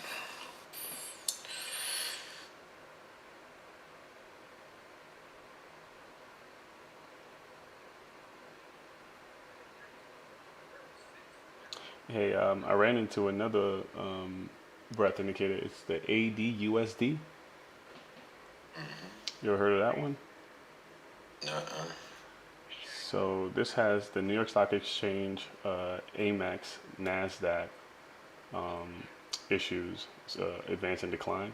So yeah, I think it just gives you like a bigger kind of picture of the market, not having to go to the ad or the ADQ. It had, okay, got everything all combined in it. Yeah, so you kind of get a picture of the entire market moving in a certain direction or not. That was a nice. I think your SPY should be bouncing. NQ is bouncing nice. Yeah, but the SPY just needs to hold. It's fighting this weekly up channel. Yeah. So it just needs to hold. I'm gonna snap a picture. I snap a picture of both my because they sitting right side by side. The ad and the my SPY, both 1 minute charts. You'll kind of see why I say that we broke trend on the ad.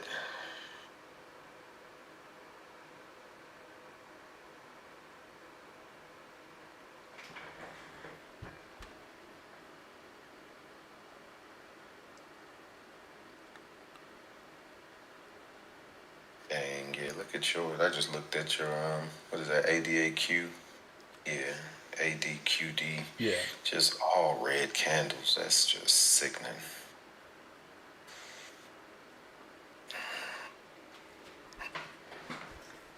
Man, why is my parents trying to fly from California to Mississippi today? They go start taxiing out, and then the plane breaks down. Oh, Now man. they headed back to the gate. Uh-oh. So now the ad is testing the base of this new up channel. Let's see if it holds. If it breaks it, we could see a big move down. Because that needed to, okay, we getting the bottom intel. Ooh, big flush on Tesla.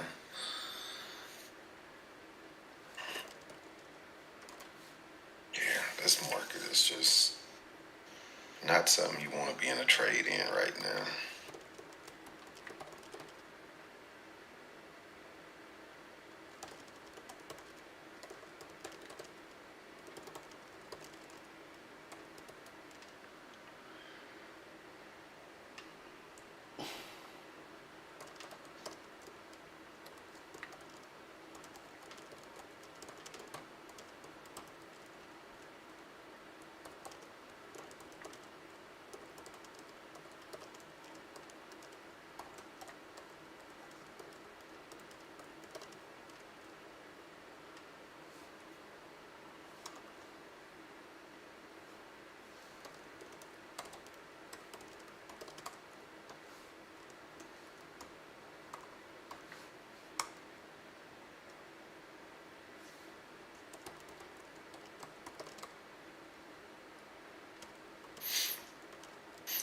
that breakdown was ugly.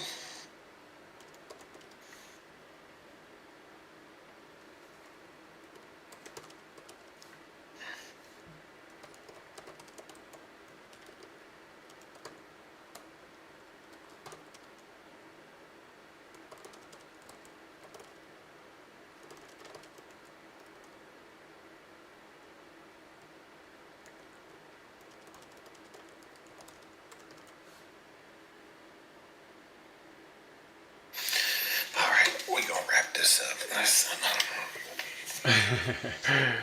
Yeah, I'm not going back in there, bro. This is like watching paint dry. I mean, they dumped the hell. That's the move. That was the move to the downside. I think we're gonna see a spike back up, but I'm not about to sit here and wait for it. Yeah, I think you gotta like. I was just talking to this other group. I was like, man, if I could just see the evidence on the 15-minute, I would throw $30 at the market and walk away to the upside because this is insane. This drop was insane. We're talking big points. They're breaking ATRs damn near. So if they even go back up a little bit, that 30 cents can turn out to be a $1 contract like in no time. But we got a lot of wood to chop back up there. But I mean, it's not unusual. We've seen that happen. An entire reversal happened midday. So I just need my evidence, and I don't have it yet. The 5-minute is building on NQ. 15-minute looks like they're trying to give us a stop at 13,117. If I see a demand, and the 1 hour is forming a demand line too, at around that same level. So if they can stop this bleed off on the 15-minute or the 1 hour, that's the only way I'm putting my money up with these bulls. But damn that. Pretty decent gains this morning. I'm out.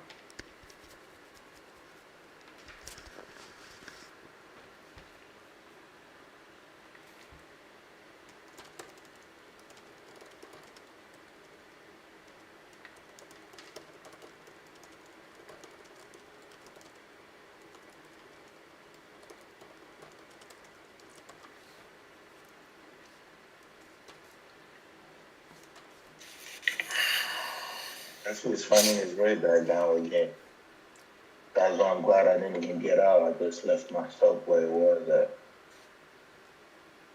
Yeah, that's smart.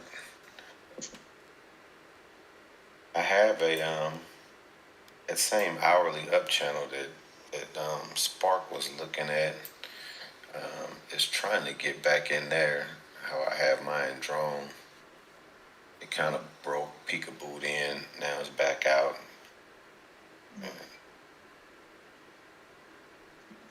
I just kind of put my stuff a little bit further. I put my stuff at 163.05, and I'm looking if we could get down to 160.08. I know that's a long distance, but I just put it there and just let it do what it's gonna do. That's my plan.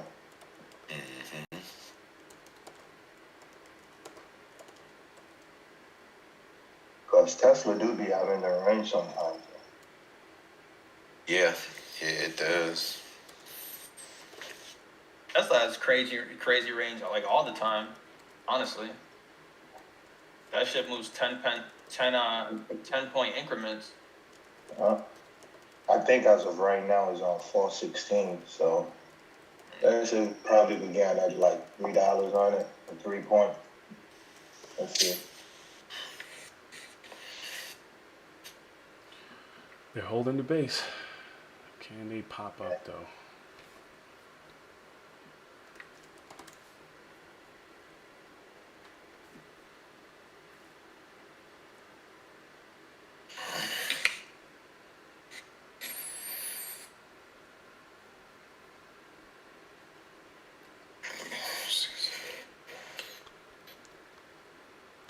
Oh, they must have took off. Her phone ain't on.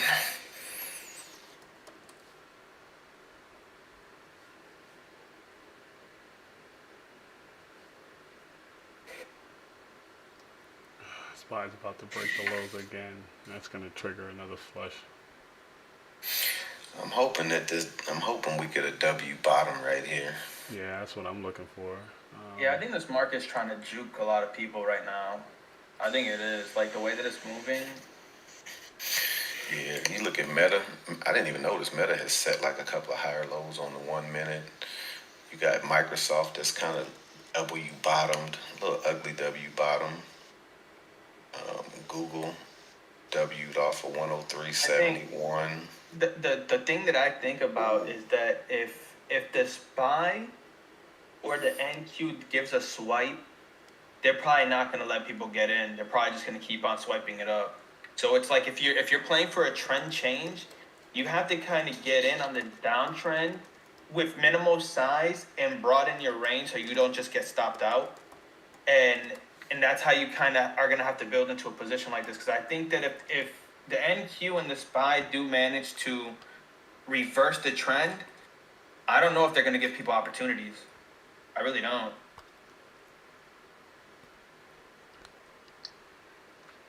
Look at what Meta just did, though. That was a nice move on Meta. The ad is still coming down, but the market is basing out. So I like that idea. Just go in light and just trying to stretch out your stop. But you got to have some sort of idea where you're going to stop out at. And I don't know how, like the way that they're going down is also tricky. They're not just flushing where you could just be like, all right, this looks bad. It's a slow grind. Yeah. Yeah. You're going to give it too much space. Yeah, no, that's the, you have to, this is not for novice traders. You don't trade like this if you're a novice, right? Yeah. So you have to make sure that, you know, if you're someone who's new to trading, this is not a strat. First of all, playing a reversal play is not something any novice trader should be playing. Right. If you're a novice, you need to follow the trends. But if you're someone with a bit of experience and you know that you're gonna stop out where you think you're gonna stop out, if you have a certain money and you don't get stubborn, you can take a reversal trade. You just can't be a stubborn trader. And a lot of novice traders, you know, they try to force being right, and then they end up, you know, $50, $500, whatever, in the hole, and they're still stubborn on their position, knowing that they're wrong. That's not where you want to be at. You don't want to be one of those traders.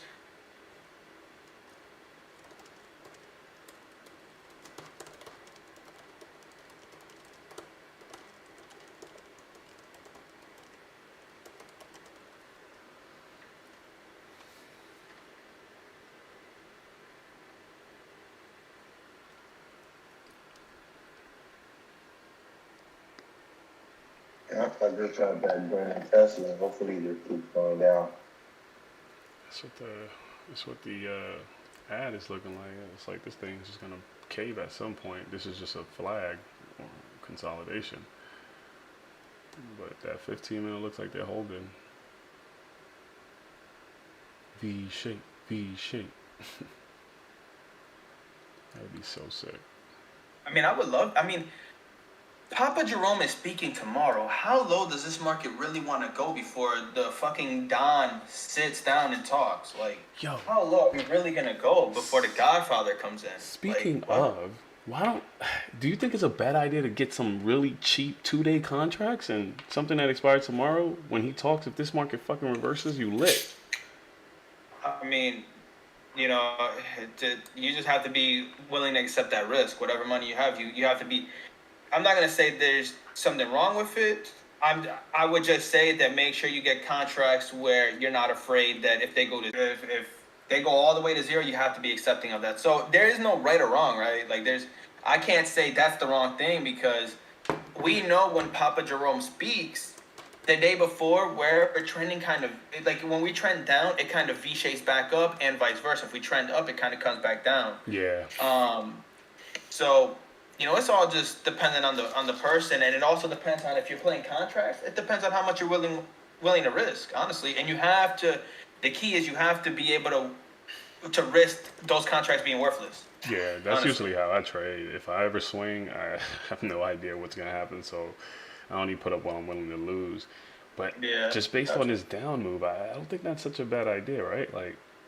I wouldn't think so. I wouldn't think it's a bad idea because I mean, why is the market crashing like this before the Don speaks? It doesn't make sense. You know, we don't even know what Papa Jerome's gonna say yet. Yeah, I just don't know which contract I'm looking right now at some SPXs. I mean, just play. In my opinion, you play whatever you don't really care about. Something that obviously is gonna be able to make you some money. but an amount where you don't care about, right? That's where you kind of have to find that middle ground, because it's like you want to make it where at least you. The most open interest on it. I was going to look at a 412 just because I figure that's more realistic. But You guys see what's going on Tesla? It broke down. Oh my oh, goodness. huge flush. Oh yeah, you loving that? Yeah. Your target was 160, wasn't it? I just moved it down again. I'm being greedy right now. I'm gonna sell 90% of it right now. Just keep 10%. Damn. Sell 90%. Yeah, that boy's bleeding. 90%. Oh, That's yeah. crazy. Bro, that thing's gonna hit 159.15 almost. Broke a 1 hour demand zone. This market is crazy. Here comes the rest of the market soon. Look at the SPY. I sold 90%, so hey. So I'm gonna do like you. I don't know if I want to wait till later on to buy a SPY contract or try to anticipate a possible bounce. But yeah, if I bought one, it would be 415. That 415 contract. It's $37. So you're basically risking 37 to possibly make 200. I'm looking at a SPX 4205. It'll basically be $40, and you're gonna make, if we hit the money, you're gonna make 27. Let me see. SPX. Yeah. SPX. I just put the delta on this thing. For tomorrow? Yeah, 4205. They're about 40 cents right now. A delta of 0.02. So we won't lose much overnight, and it's Oh no, it's the what you call it you want to look at though. volume, right? The theta. Oh yeah, my bad. That's true. Let me add that real quick. Yeah, you want to make sure your contracts ain't gonna die off of the decay. That shit won't Yes, even it's have a probably shot like tomorrow. a delta of like a theta of like a 0.4. If we're looking at the same one. 4205, right? Yeah. Uh-huh. Alright, so I got the theta up now. 0.4, that's too much? 40 cents? That's the whole damn contract. Yeah, just going, yeah. But that still ain't bad though, because you know you're a day out. Usually, yeah, that's about right. Yeah. And that's not the whole contract because the delta is usually like a 1. So a 1 equals whatever you end it on. But yeah, that's not a bad look though. You know what? Yeah, that's what I was thinking. Anything above that is kind of getting into, losing way more than I'm willing to lose.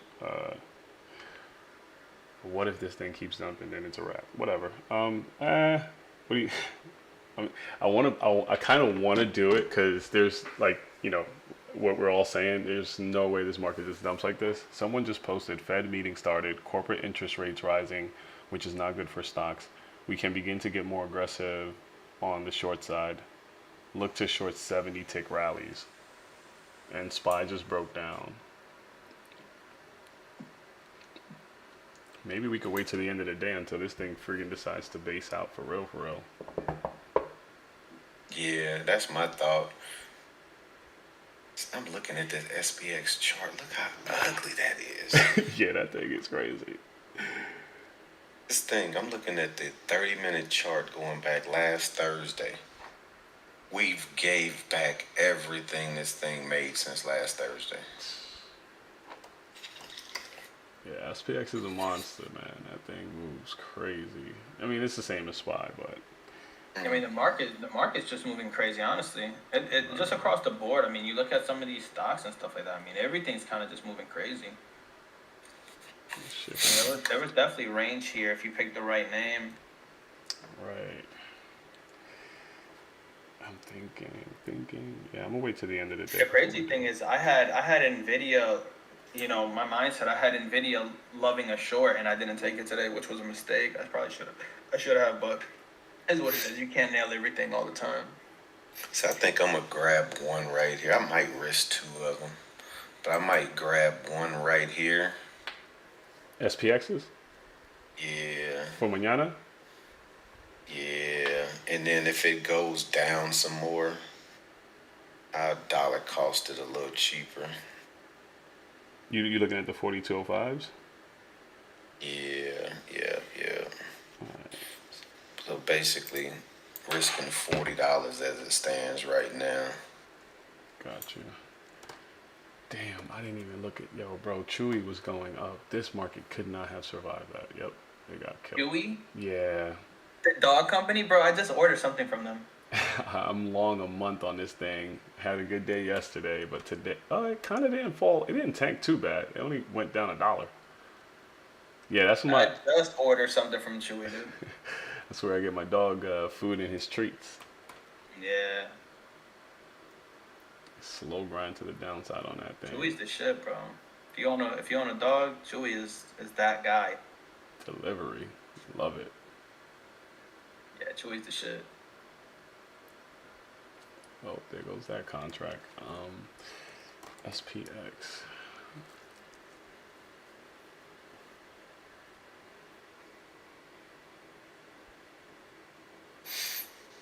I grabbed one, and I'm gonna actually put an order in right now to sell it at like $500. Nice. Just in case we get some sick moves. Damn, bro, he's fucking shooting for the goddamn moon.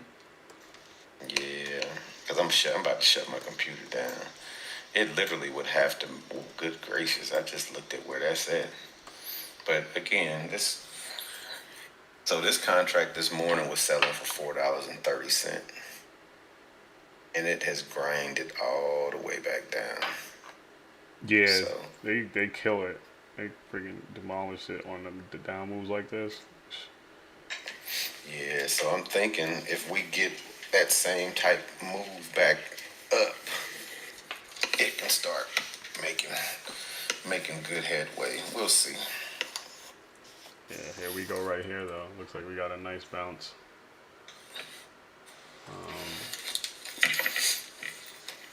That contract just went up about 10 cents. Yeah,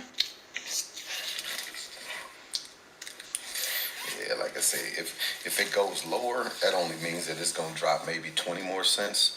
And then I buy another one and average it down to like being in 30 cents a contract.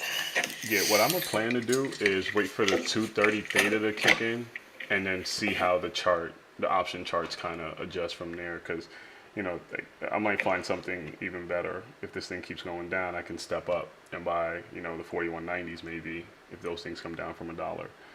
If we bounce here, I missed that opportunity. But at 230, that's when theta kicks in heavy, I think, on weekly expirations.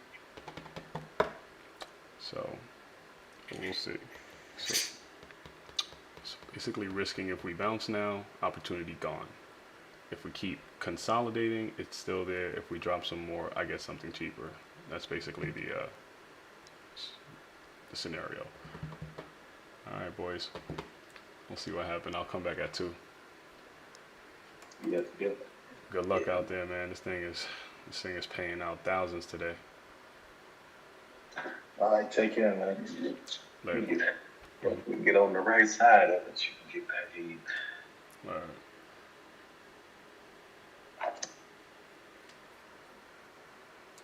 Looks like that SPY trade, by the way, LMD, could still work out. Which one? The longs, they're basing out down here. It was just some little. This is what I think Vega was It needs talking to about. get over 409. It needs to get back over 409 before we all just fist pump in the air. 409 is really the key. It can't lose 408. If it loses 408, bad news, and it has to get over 409. So both of those things have to be together. Yeah. If we lose 408, you might need to fucking let go. Let it go. Like Elsa. But for real, like over 409, I'm much more comfortable for the longs. Under 408, it's like, all right, bro. All right, we just dying before Papa Jerome speaks, I guess. Yeah. This shit is sad. They done took back 2 days worth of work. Nah, that's Thursday. Thursday, right? ma'am.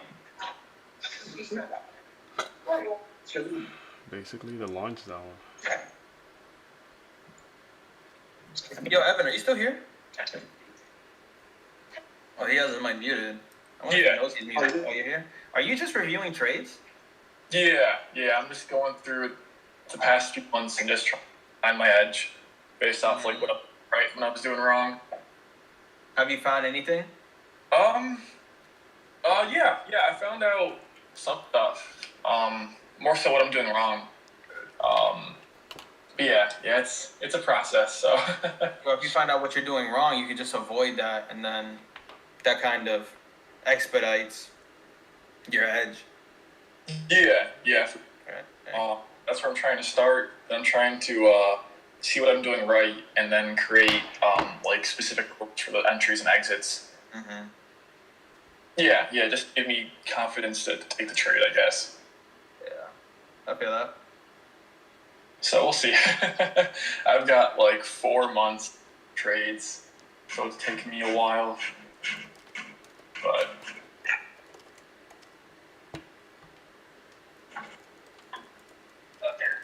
It's like 409 coming up on spot. This is big for us. Right. 5 cents away from 409. Looks like the bids are starting to come up. Yeah, bids are starting to come in. There we go. We got a 409 print. 409.01. That's good. We gotta see that. That's really good.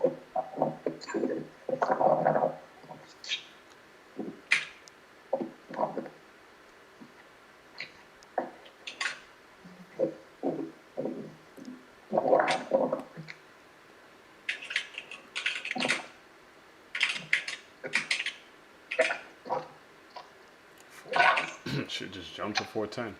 409.10, 409.15. Nice. I like that. We can keep moving up like this. It'll be nice. Yeah, the ad is curling. They just gotta get some moves going. Ooh, look at the bid. Bid stepping up to 417. Nice. 409.20's popped up. Man, the bid just fell so fast to 409.03, bro. What the fuck? Yeah. We'll see, but you just gotta see it hold 409. 409's the goal.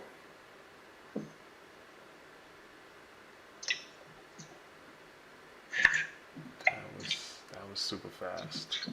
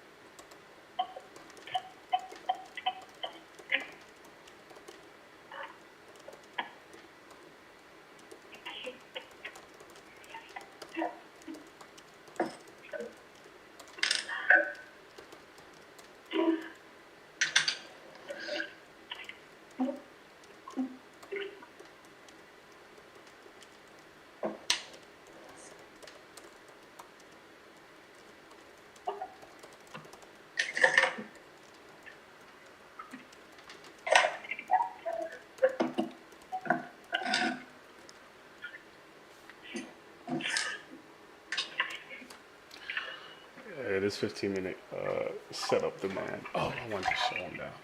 All right, fellas. Have a good one. You too, man. Real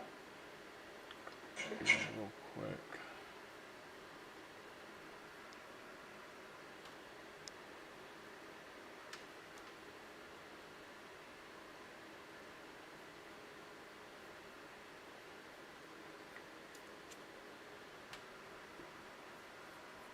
Hey, Hey, Gio, what's up? what's going on, man? Not much. I don't know if you're watching this right now, but I wanted to just show you, since we're trading together, why I would go for a reversal now versus all the other times. So you see now the market on ES has a demand line on the 15 minute.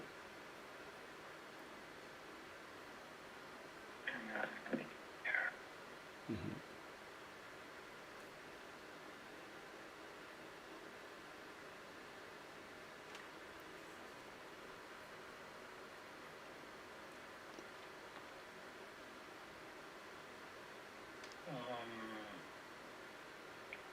On the 15-minute, you said? Yeah. Yeah. So that demand line is what is the only thing I would trust. The 15-minute demand line, not even the 5. As much as the 5 sometimes bounce or rejects really well, I can't really put my money up to it because every time I did my back test, the probability wasn't as solid as the 15. So you either can make a decision to take the 5 when it gets straight or the 15, whichever one you prefer.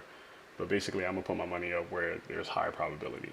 And at some point down there, you would have known that this was straight at around 10:15.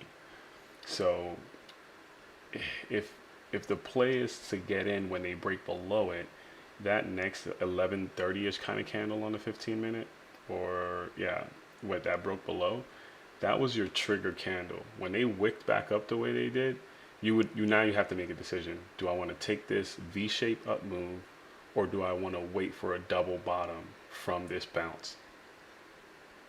That's another thing that's completely up to you, because it's only 2 plays that they can have from, well, 3. A V-shape snap back up, a double bottom, which is either a double bottom or a high or low to me, or they're gonna fail, right? But this is the only time I'm gonna ever try to go against this trend to the downside on a triple threat.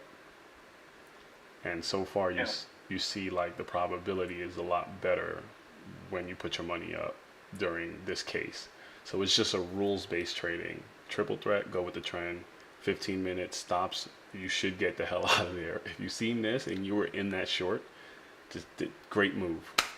Wipe your hands. Amazing. You just rode this thing 100 and some odd points, almost 200 points.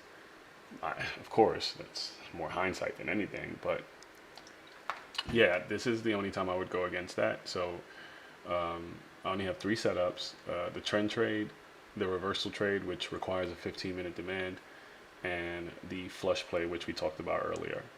And I think you kind of know how to get in. You know what all of those look like now. Yeah, pretty.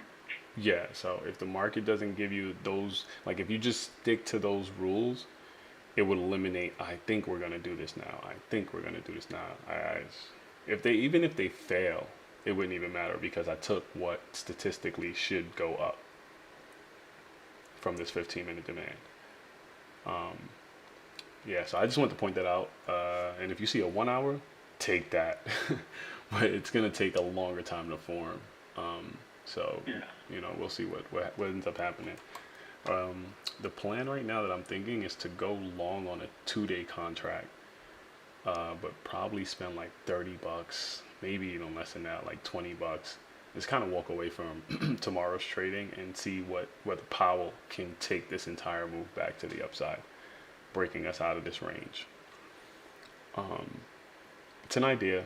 If I lose, all right, I lost $20. But if that contract even remotely gets close to, being at the money or in the money, or we go up with volume, I think it's going to pick up some steam and probably get me like a good, I don't know, 200-300%. So Yeah, that makes sense.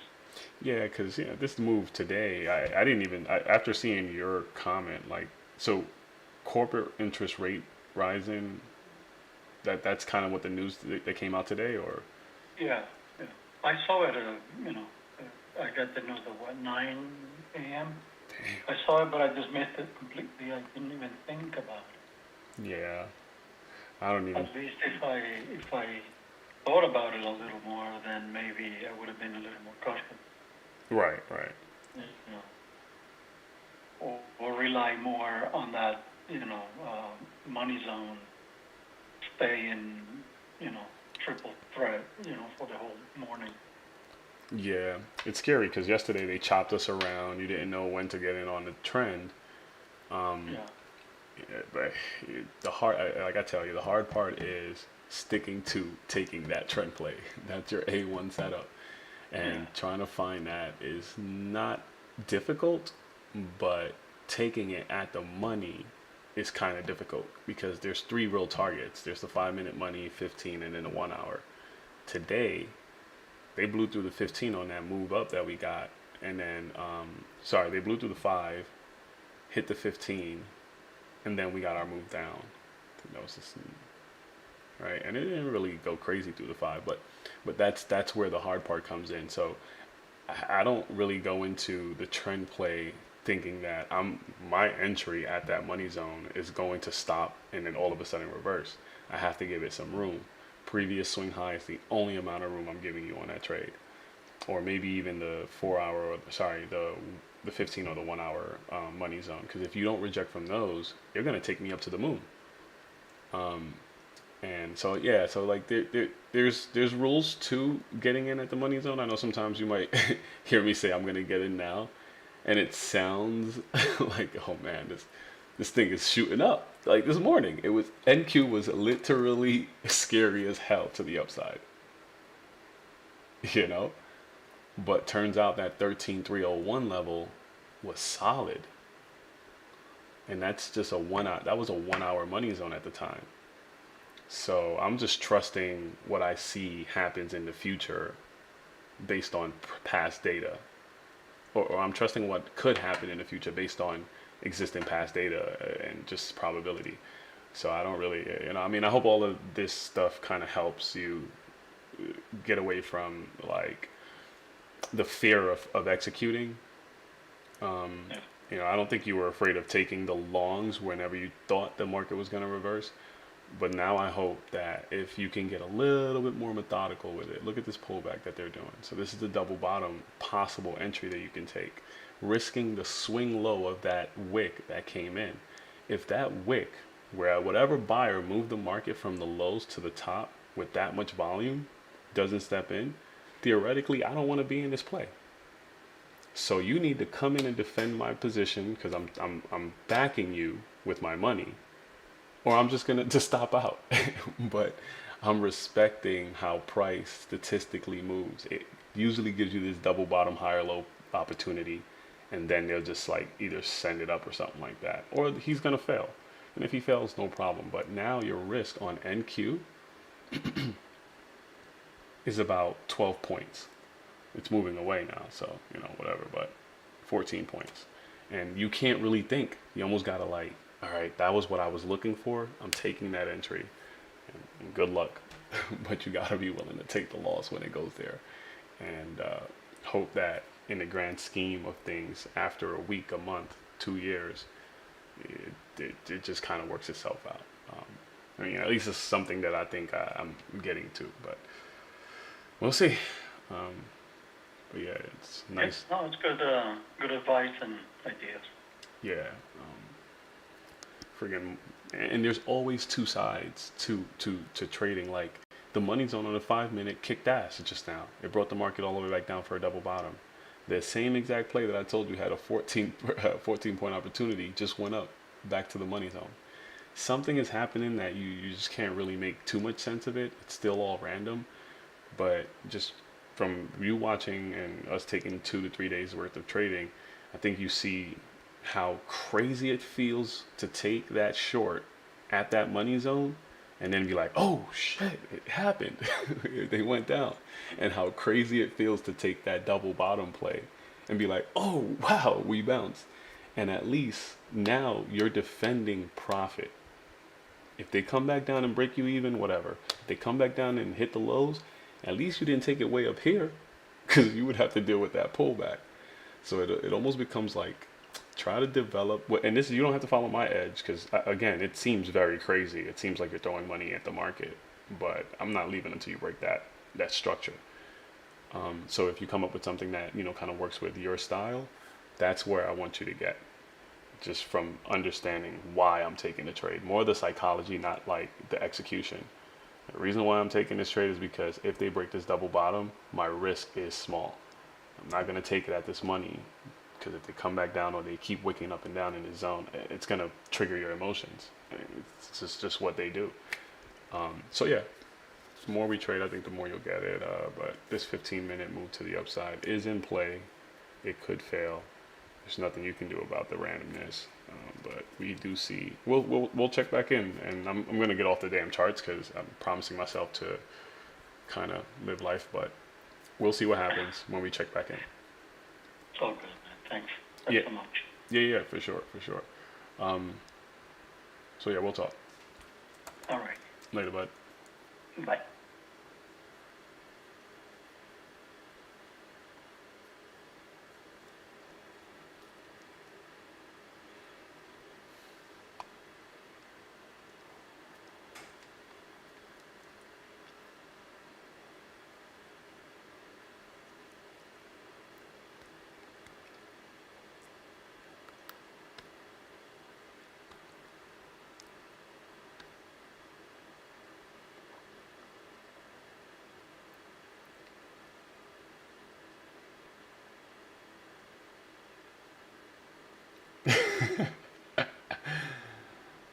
Yo, this dude is funny.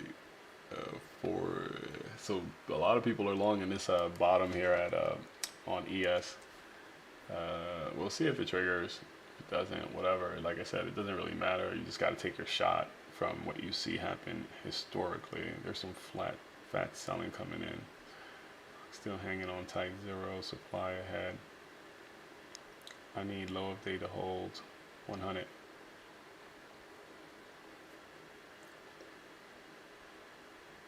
Oof. I'm in a little too heavy to test low a day.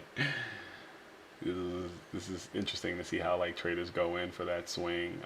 And if you're too heavy, you can't take this pullback. If you're light, you're like whatever, hold lower days. 10 MES. Jesus Christ. Double bottom this daily demand zone, please. Now you know that's what I'm looking for.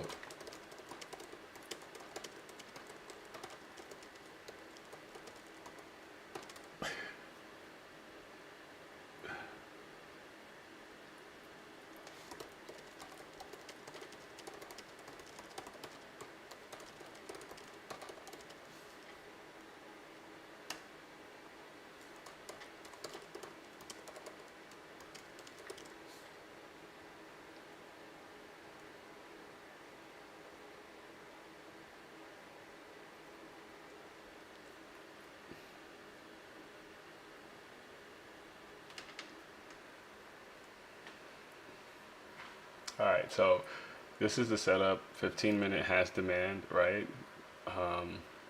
Down here. We have price coming right back down after a previous wick, but there's evidence that the buyers are down here, right? Wick. This doesn't wick, it doesn't wick. But we do have that demand, we do have 5-minute demand, and you have a 1 hour possible demand. This consolidation can happen for friggin' an hour. You don't know what's gonna happen, but you have to defend the zone. And I don't want them to necessarily break through this level here, but if they could bounce, this is a play. Cyan candles equals bears are fading on the 5-minute. Still kind of gave us a money zone rejection there. So if the trend investors continue to, or bears continue to push this thing down, and it just happens. But you gotta take a shot and see what ends up happening. So let me see. NQ is double bottoming. I want to risk as small as possible. So risk right now should be somewhere along this line here. 15 points of risk should take you back up to 50 points is up here. That's your friggin' 15-minute money zone. So not a bad risk, man. Just gotta either take it or not. I'm gonna wait a little bit, see if they kind of consolidate or stay heavy. Let's pull up the ad. And then I'm gonna walk away. I said that 10 hours ago. All right, so the ad is coming back down pretty nice.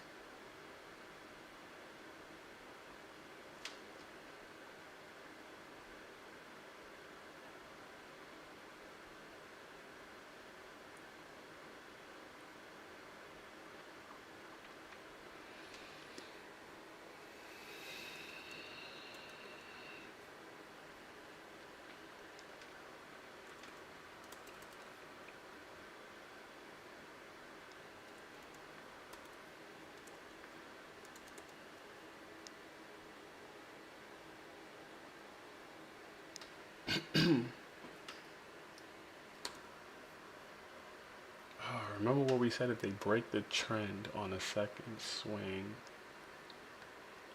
or if this thing fails, you can join this downtrend on the 5-minute, never risking beyond the money zone. All right, let me just kind of see if that plays out today. Uh-oh, uh-oh.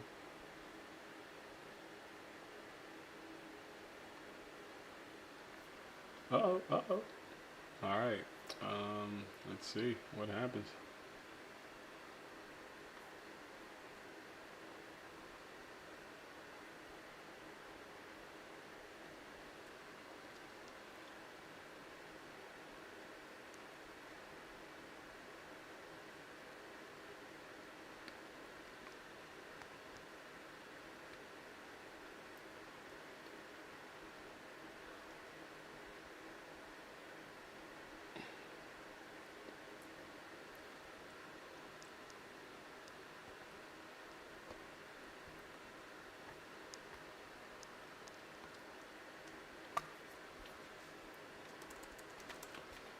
Let's go look at that SPX contract real quick.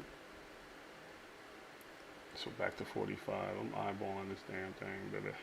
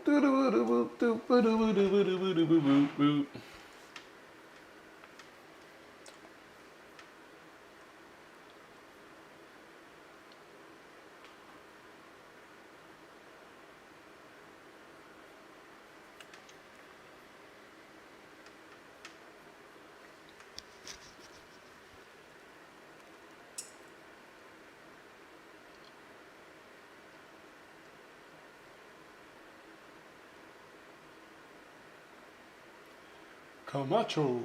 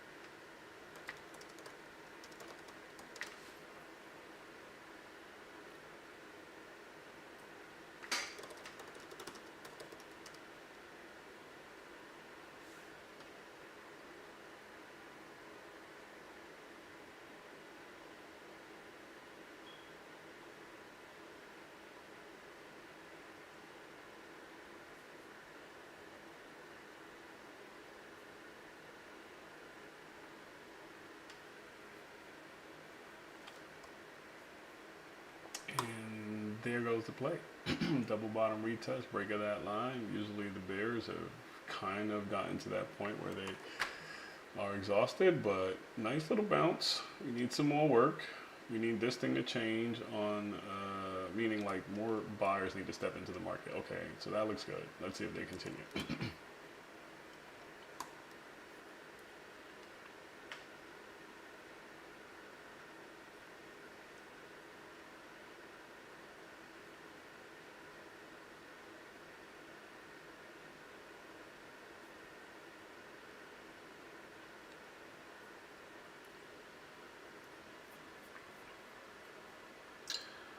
I was in somewhere right here. What level is that? 2.8.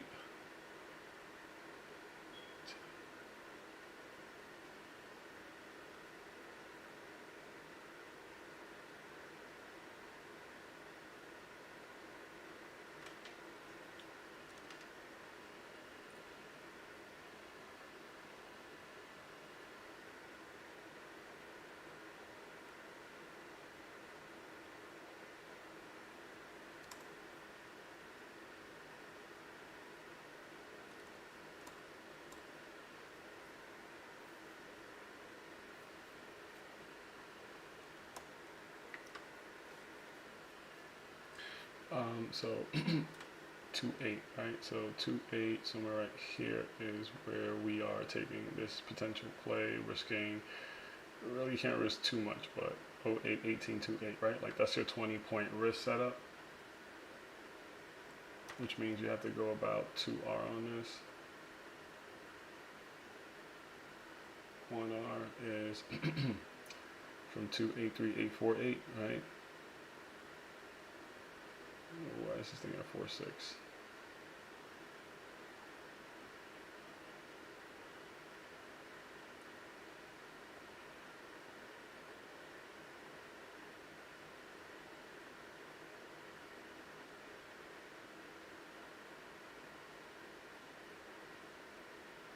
All right, cool. So 4.6, it's still at 4.6. Whatever. So 2R is really around 4.8 right there. 3.848. Top of the Bollinger Band on the reversal play is not a bad idea. Let's see if we get it.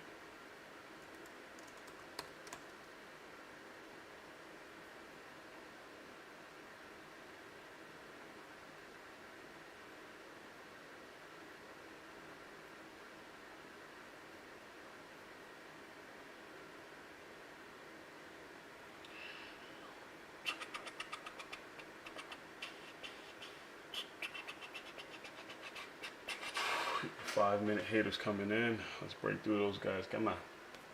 I think at this point, all you can do is just watch this 1 hour buy sell volume. You just kind of want to continue to be on the right side. It will flip flop a few times. Doesn't mean much because your stop is your stop. Your play is your play. So it is what it is.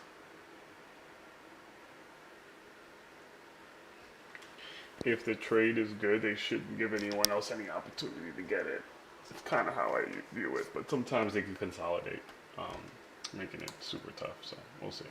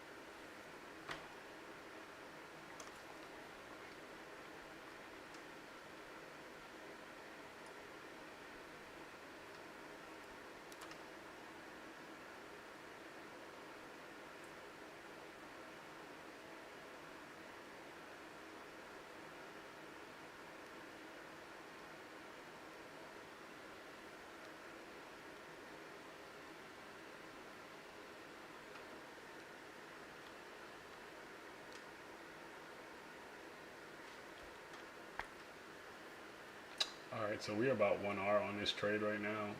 From two, here's our stop somewhere down here. Entry price was 2.8, I believe, and 4.8 is R1. Okay. 5.868 is R2. We're trying to go to 8.0, so nice little crazy point there.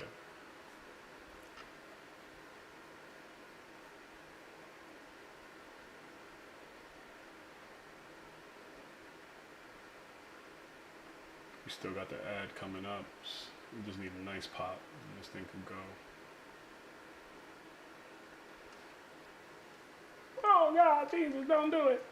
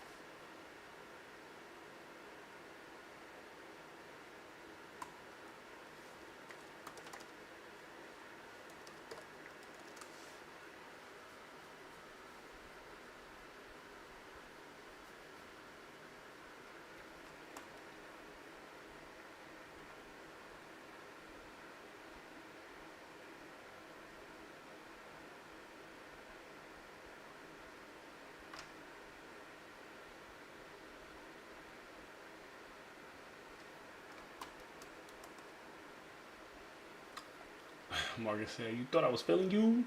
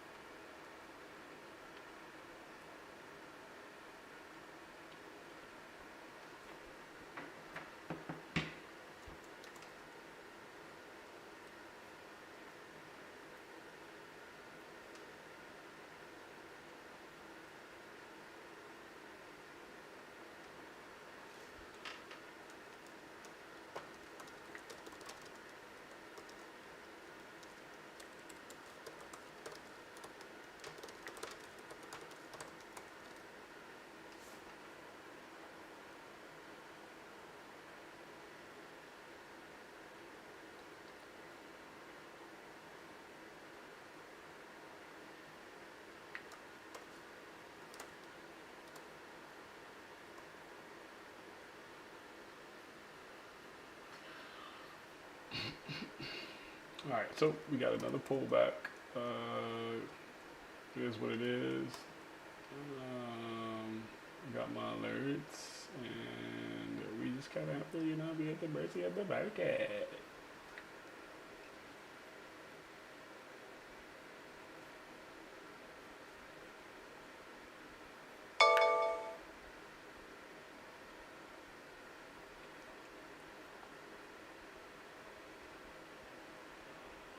Whoa, whoa, whoa, whoa, whoa, whoa, whoa.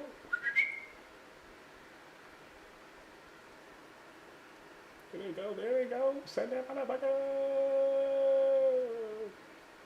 Damn, slammed his ass right back. It's crazy. What in volume you think you could have caught that fast? Huh? Huh? Nothing.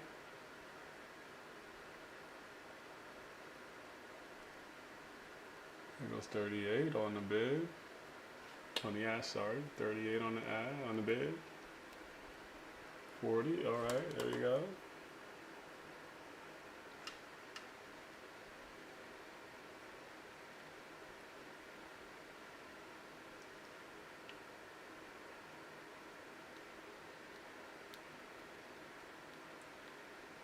That was 41, okay, alright.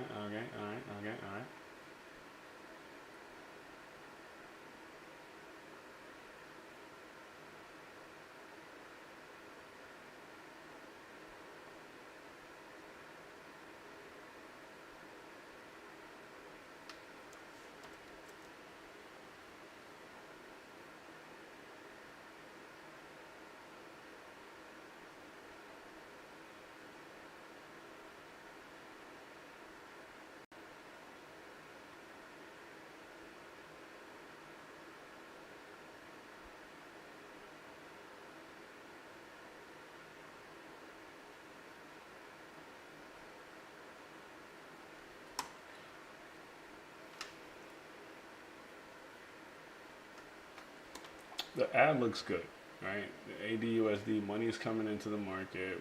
We all played the right level at double bottom. We took the second swing. Can they come down? Absolutely, guys. Absolutely.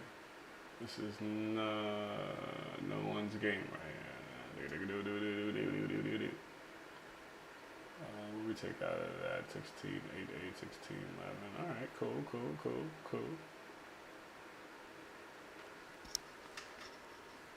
Let's go.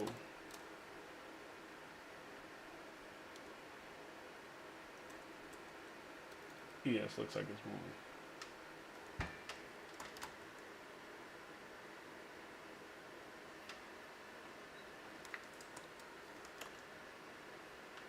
Let's go take a look at ES real quick. A lot of guys are trading that.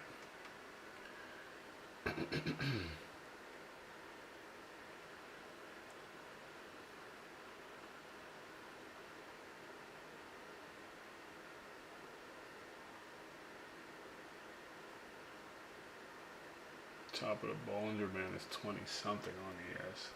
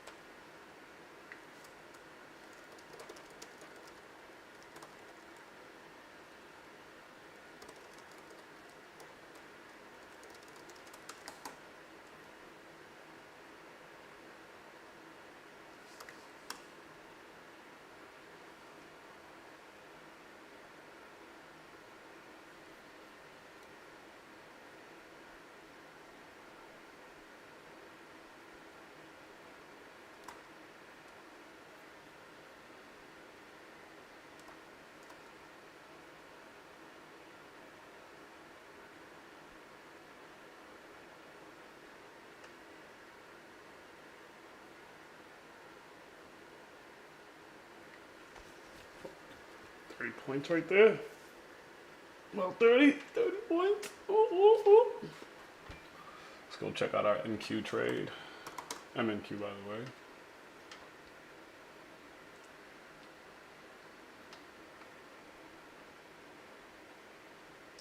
Looks like 50s. It's kind of struggling there. 7, 7.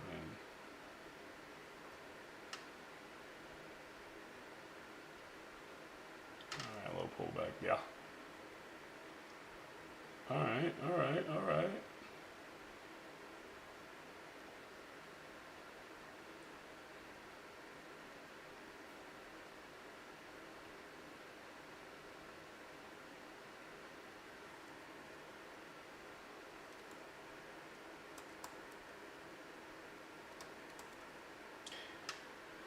Alright, we have our take profit at 1.8.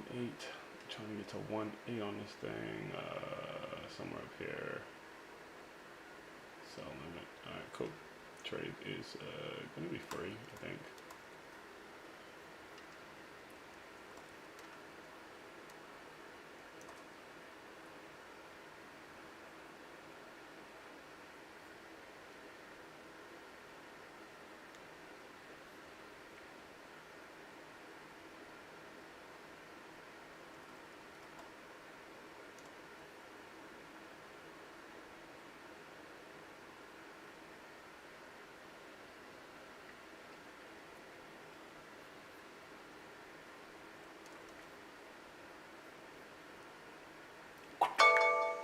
Bingo. NQ is marked at or above. 13.15 something. Alright, cool. Nice move. You guys should be up almost 30 points there. Alright.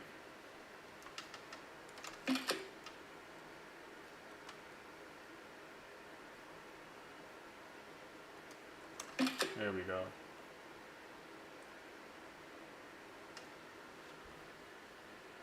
There we go. Top of the bully band.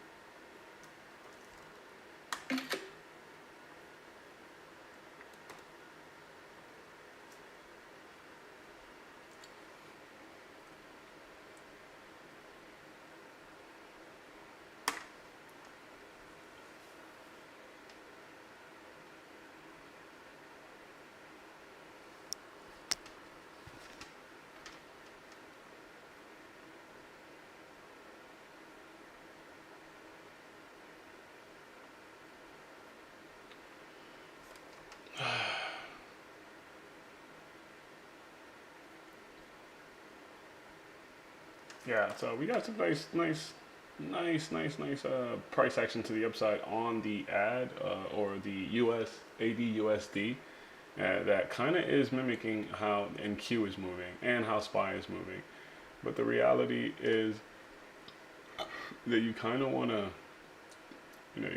go in with where the market is heading. That's kind of the bottom line at a key level. So when they say you just can't take any of them, I believe they mean something like when this thing started curling here, price seemed to have been,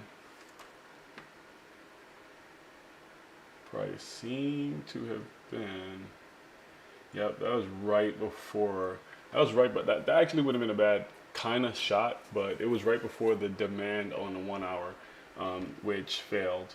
And that would have just been, all right, I'm out. Go with the momentum to the downside kind of play. Over here was another opportunity to get into the longs. The down move did not really break lows. It just kind of wicked. So double bottom there, pushed up. Another bottom here was my so-called double bottom play after the 15-minute kind of established itself. So we had a nice opportunity to, kind of take the play there to the upside. Until then, they were just breaking down this market. But the flush stopped. We got a PX push going on, right? So that's just basically this green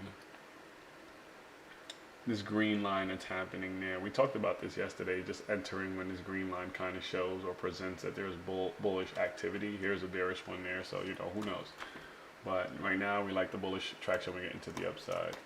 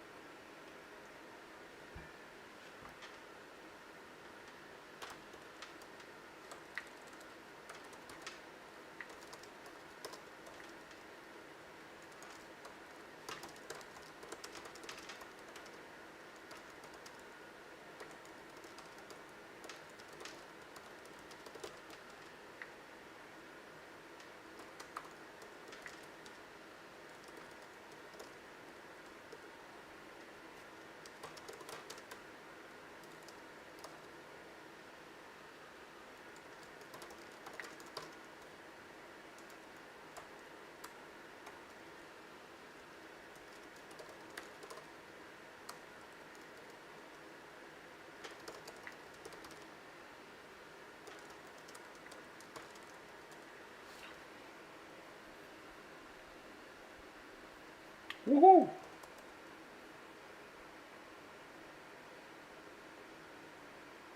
Woo-woo! Look at me, you're so close. 170, you motherfucker.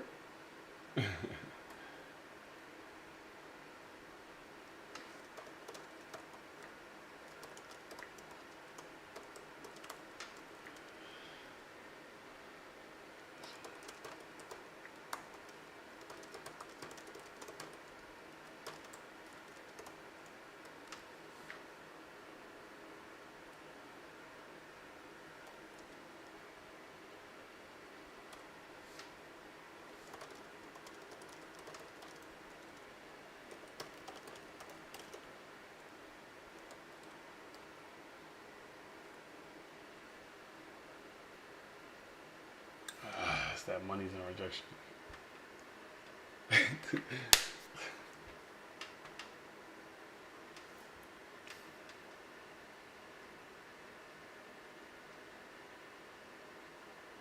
$48 should be your stop now. Shit. 48's my stop now, you bastards. Alright, cool. The reason why is because that's your 1 hour play on that. And yeah, did we take anything out up there? Just a little bit out above it. That would have been a solid trade, bro. Solid.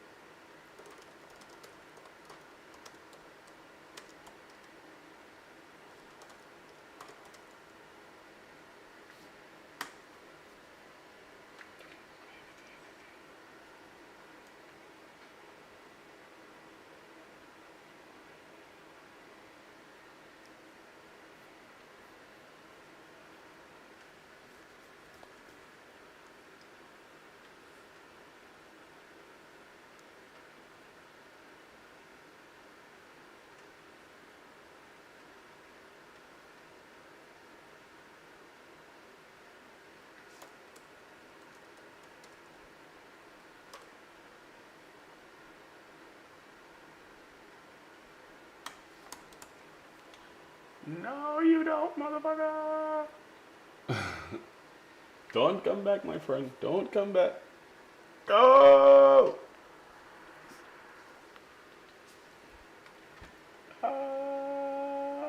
Si mama did see mama. Come on, everybody. YouTube. Let's push the price up. Blow.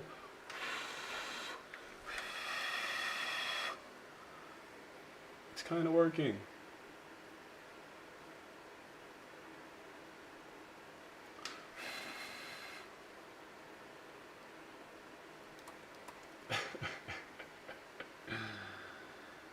All right, what are we, like 181? Let's fucking go. 181, we hit 7-0, so we're about 10 points away. It's about $10 on one contract, $2 a point on MNQ.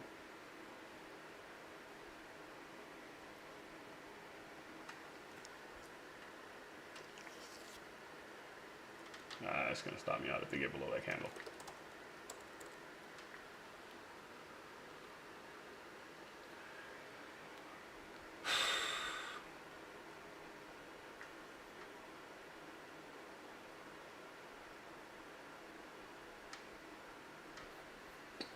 Right now she's struggling to get through the money zone on a 15-minute.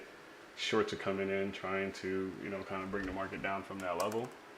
They could win. Again, doesn't really matter. Execution is key, and at least I think what I'm starting to realize is that yes, they can go to target and they can reverse. They could, pull back, kind of trend the way the market normally trends.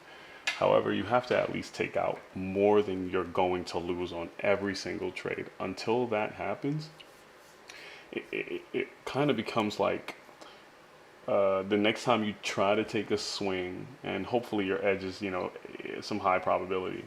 But the next time you try to take a swing, if you lose what you just made, it kind of makes you afraid to take the next trade. So imagine if I tried to execute this the best as possible. That's why I draw these things out, so I could at least go 1R, 2R, 1.5, something like that. Because the next time I try to take a trade, my losses are always going to be the swing low. And on a pullback trade, I'm going to try to get in somewhere in this grid.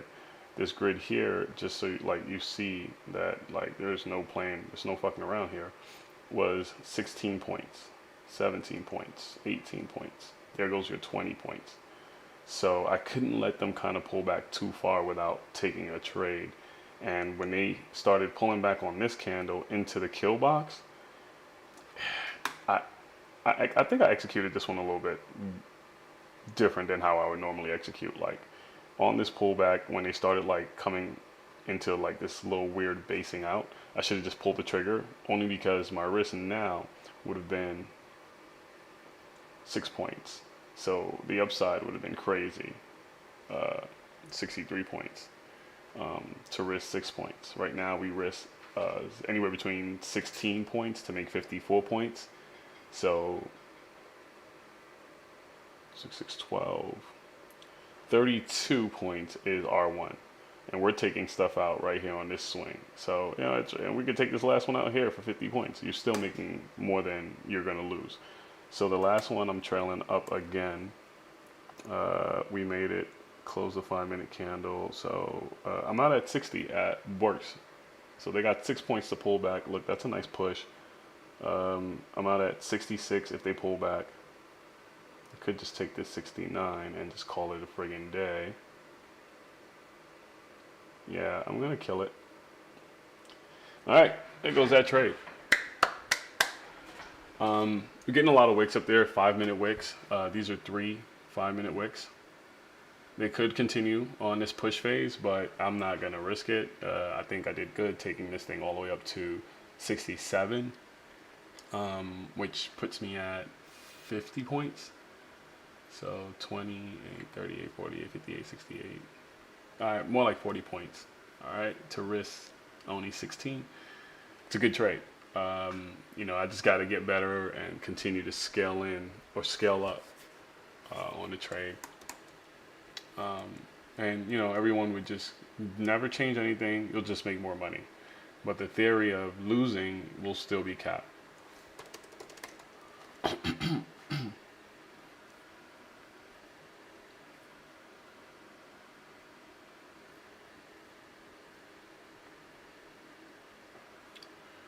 So good swing, good luck, boys. I'm out. Good swing, good trade. Good try, good reasons.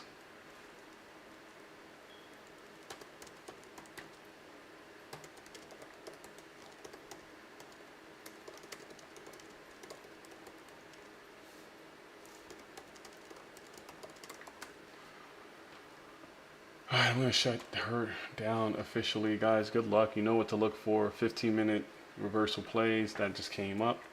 White lines are kind of like my play that I took. Same thing up here, very small risk. Oh, this was more like supply demand. So whatever. I'm going to actually post this last trade in my channel, and I am done for the day. Total profit on the day was 307. Nothing crazy. Probably could have made more if I rode this whole down move, but until you develop that edge to ride that shit,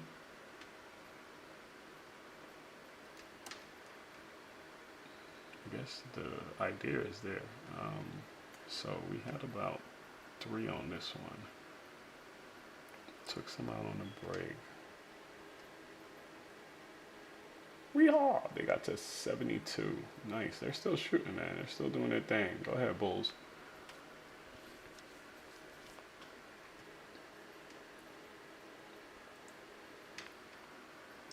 So the first set we did was, and I scaled in on this move here.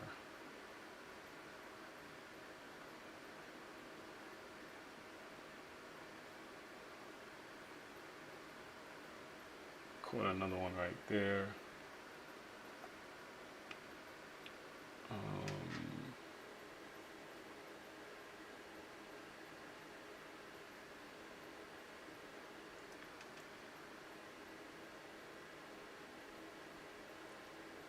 Damn, she is popping off, boy. Go crazy. So 48 was the first exit. 40. 49. Okay. Oh, I can see better here. Alright, cool.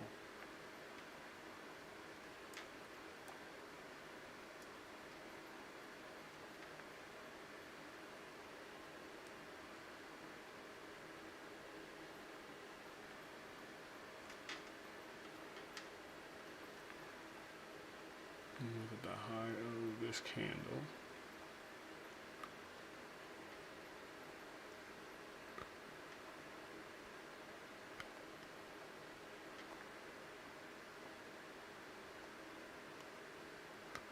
And then the last one,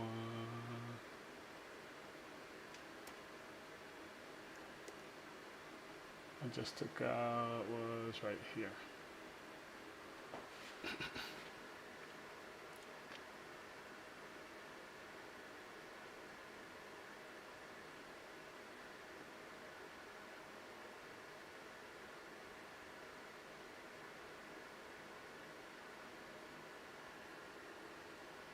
This shit just turned green, bro.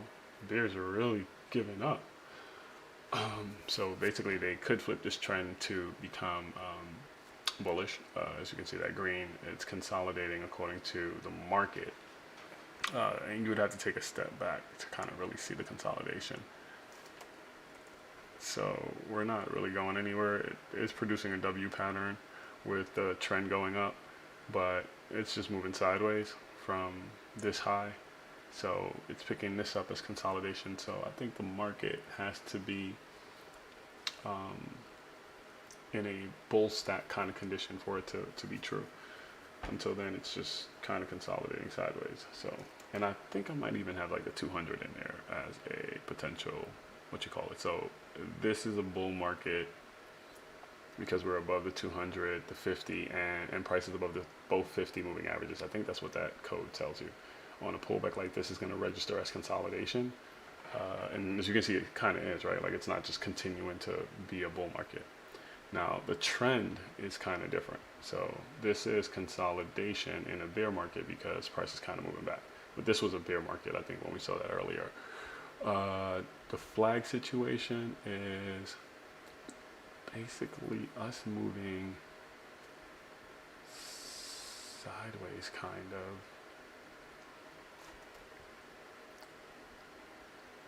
But it's not. It's kind of moving up. This shit is out, bro. Oh, man. We're about to hit my 81 level. Bastards. RSI stochastic is still strong. MACD is not above 0, but it looks like it's trying to get there. This is why I don't pay too much attention to that. And the market is at 0, so it's close to the pivot. And it's telling you to take profit right now on that bullish move on this 5-minute chart. So take profit dot came here, take profit dot's coming here. So you want to exit on this squeeze. Wow.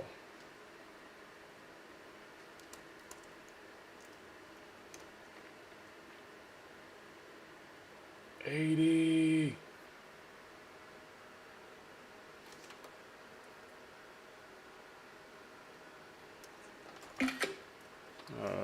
That's not how we usually take the pictures of the trade. We want to see what's going on the other time frames. Blase, blase, blah. The ad is moving, baby.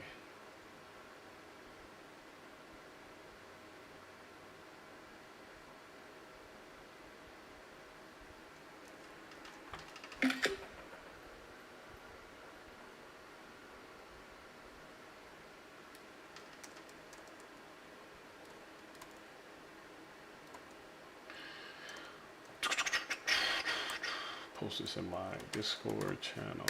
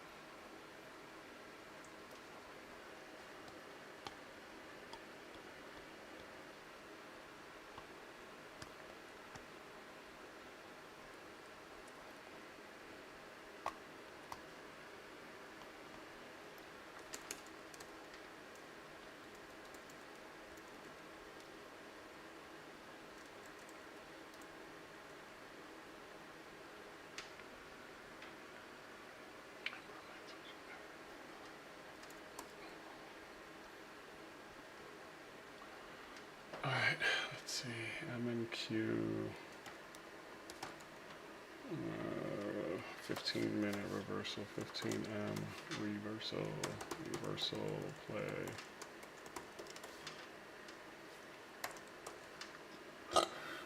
Reversal play at demand.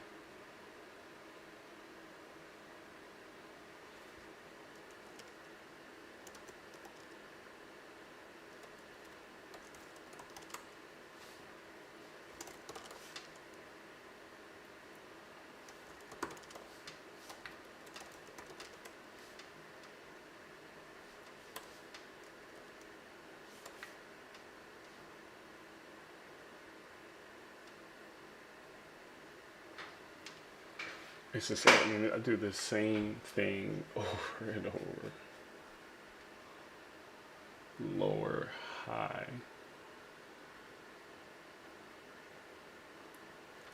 Higher low or double bottom. Right? That's check. We ended up taking 3 contracts that time. Entry was 13,128. 13,128. That wasn't a great entry to me. It wasn't where the wicks are. Well, I guess it was where this wick was. Kinda.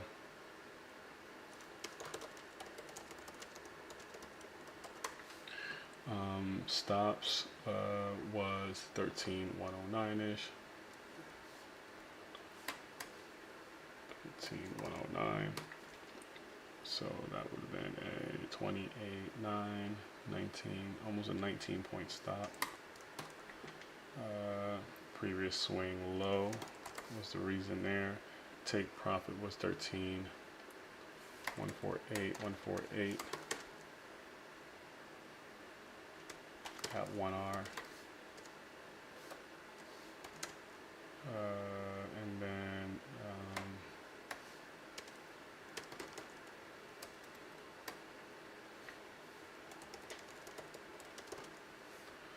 left a runner to about 13.68, 13.168.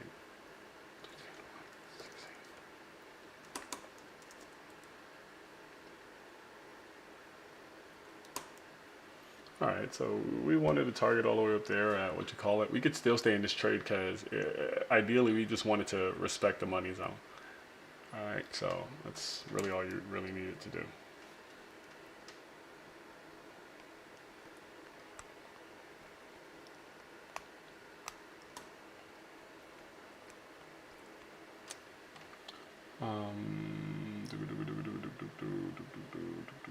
Thirteen 148 was the 1R, and then 13.1 looks like 168 for a 2R. Take profit was idea was 13.181 for a total of about 50 points. 53 points. 53 points. So we took 20 PTS and then 40 PTS. We wanted 53 points. Ooh, money's on bounce. Shit is lit now. So yeah, this is why you would like kind of let the runner work, but forget all that. Decent trade. So we wanted that. Didn't quite get there. Time lapse on the trade was a total of, this candle was my trigger candle, 46 minutes. 46 minutes, and we went for at least 2 to 1 on this one. Okay.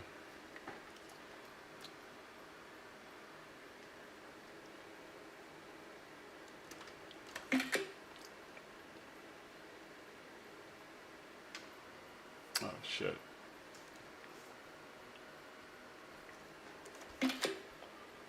Alright, cool. We got our picture, we have our stats, we have our ability to review the trade.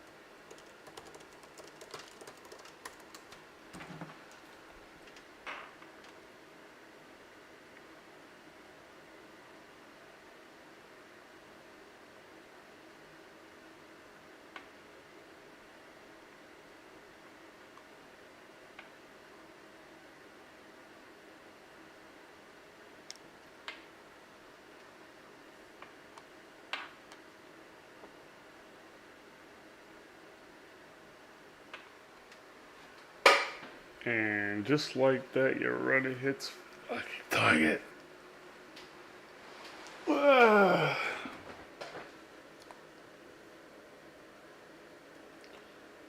Instead of looking for a 2-day, let me see where those 4-2.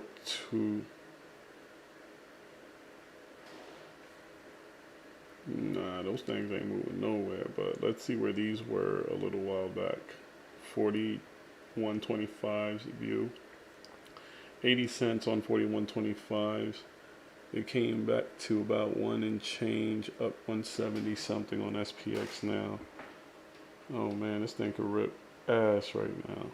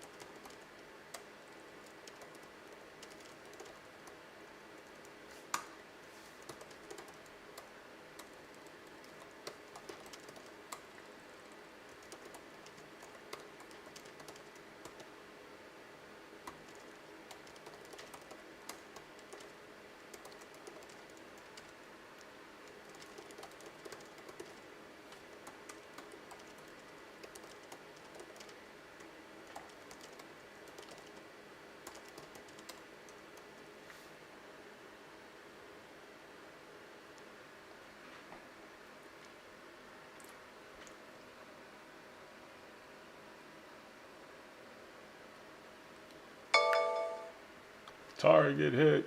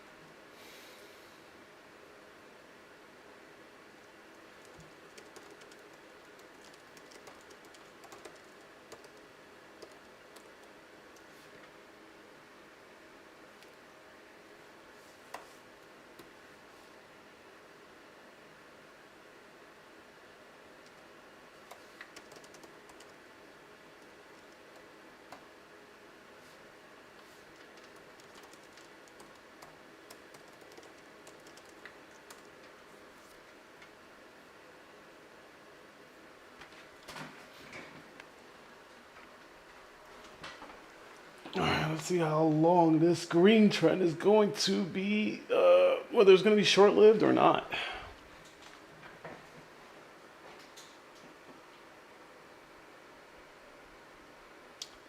See, if I didn't micromanage this, we would have taken it from 28 to 81, 38, 48, 58, 68, 78, 80, it looks like it almost hit 81, so almost 6x. This shit really just went crazy.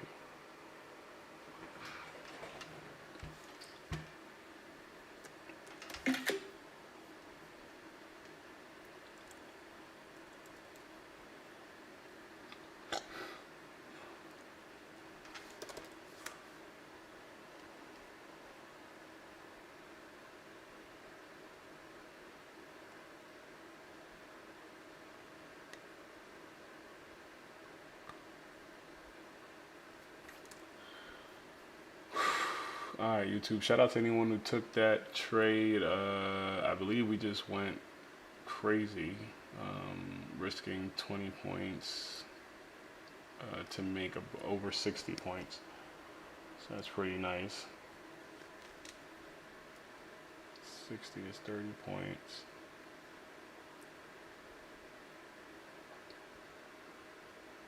Yeah, 50 something points. Alright, so good trade. Good luck. I'll leave this thing out till 15. We may have a few more hours in the market. Hopefully we just keep grinding back and take everything they took today, and that'll be a monster trade back to the upside. But so far this W-shaped pattern, great execution, great expectation, and you kind of have to wait for this first lick to go. If it goes, this is a V-shaped bounce. If it pulls back, we get our shot. And this is like a superb B++ setup. Like a reversal play is a B+ setup, not really an A+ to me, because a trend trade is how you make money in this market. But you can always make money on a reversal trade. 15-minute, and now the 1 hour has a straight line. So that's where, you know, big banks came in and kind of pushed this market up, is kind of the psychology or theory that I have. I usually wait for this line to break, and then after that you don't really want to see any more pullbacks. Even though this one was scary, it never really even went to test the lows. So you kind of want to wait for that, because this thing could shake you out. If you got in here, you're seeing some drawdown that could shake you out. So usually I just kind of gun it somewhere as close to where I'm willing to lose, and if it keeps on falling, you're in and out. And you know, sometimes I think that sucks, but even though this one was skipped, yeah, so I do think that sucks, but that's just the way you got to trade. And unless you know you have a different rule, freaking go here, reload here. As long as they don't break the double bottom, you got all that accumulation that you did and for the swing to the upside, and all you want to do is see green, and you just start scaling out. Or you know, but the trade worked, and we've been taking this trade for months now. It's freaking everywhere. Guarantee you, this was a 5. I don't even think this one showed 15-minute demand. Yeah, so that didn't show 15-minute demand, but all that consolidation happened. We went down, 5-minute established, popped up, 15-minute demand. Here could have gotten you that move to the upside. So somewhere right here. Then when we came back down 15 and 5-minute supply, reversal type of trade. Once we broke below it, it's go time. All this red tells you the market could come down. It is so overbought.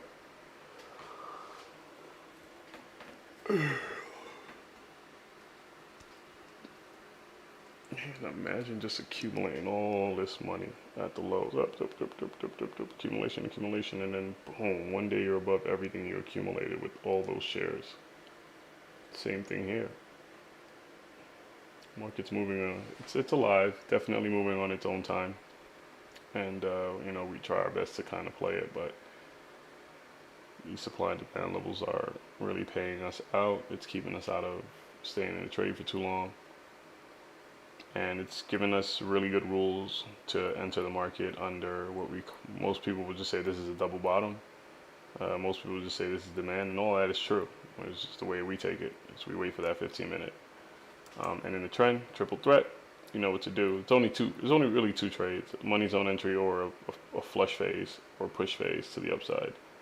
But they didn't let anyone into this trade today. Sucks. No money zone pullback. You know, like this wasn't even really a money zone at the time. It just kind of went behind a green line there, which is your flush line, and then dumped. But there is a way to enter that, and you know, whoever didn't hear, you basically have to enter when the price pulls back above that green line or into the previous candle. You gotta kind of like take your positions and then hope that we close lower than the previous one. In this case, true. Went back a little bit into the previous candle, kind of close below it. All right, true. Went back a little bit previous candle, definitely dumped.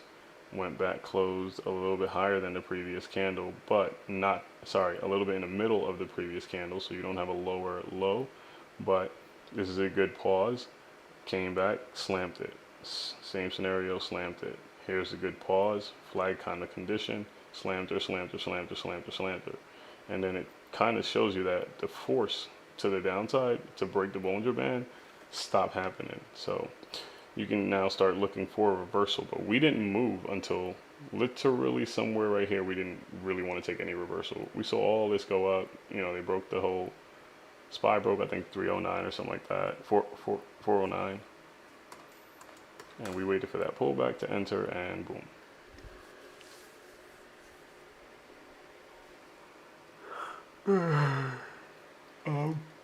With all that being said, good luck to the upside. Look at that 1 hour. That 1 hour is sexy.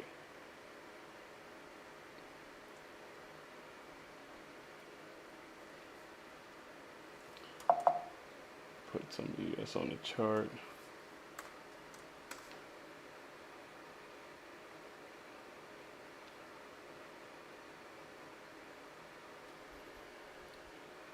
UDUSD also gave us evidence that the market could be turning around. And that's a combination of all of the NASDAQ, New York Stock Exchange, and I think Amex. All right, so let's get it. Didn't even have to leave when I left. Look at this thing. Still strong, still strong, still strong. Strong, strong, strong, strong, strong. Definitely leave now. Oh, interesting.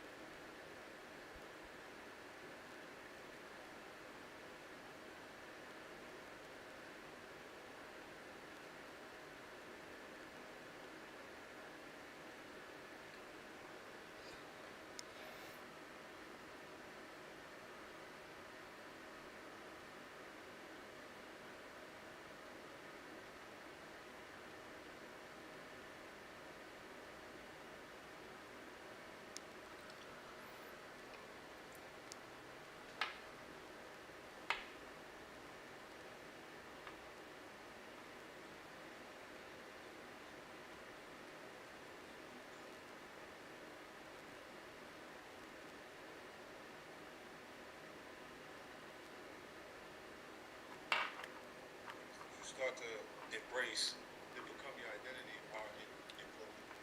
When you start to hustle, first to change position, sneakers.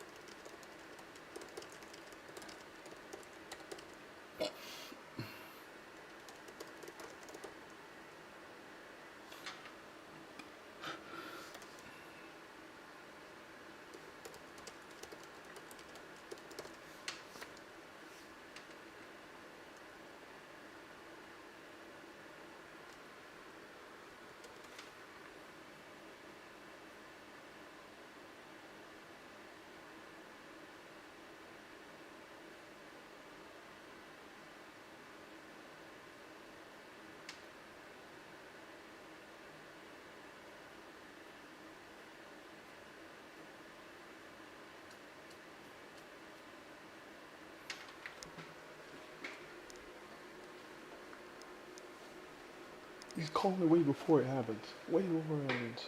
It's fire.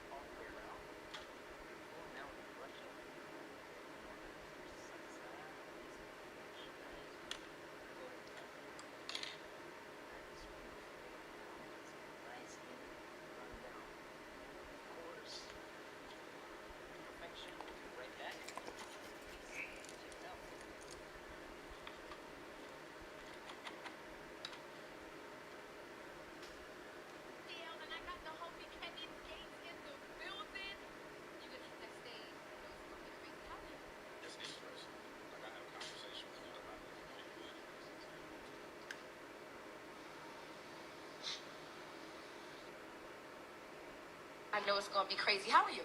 That's interesting to me. Like, I have conversation with a lot of different I know people. it's interesting to you. Please don't touch me.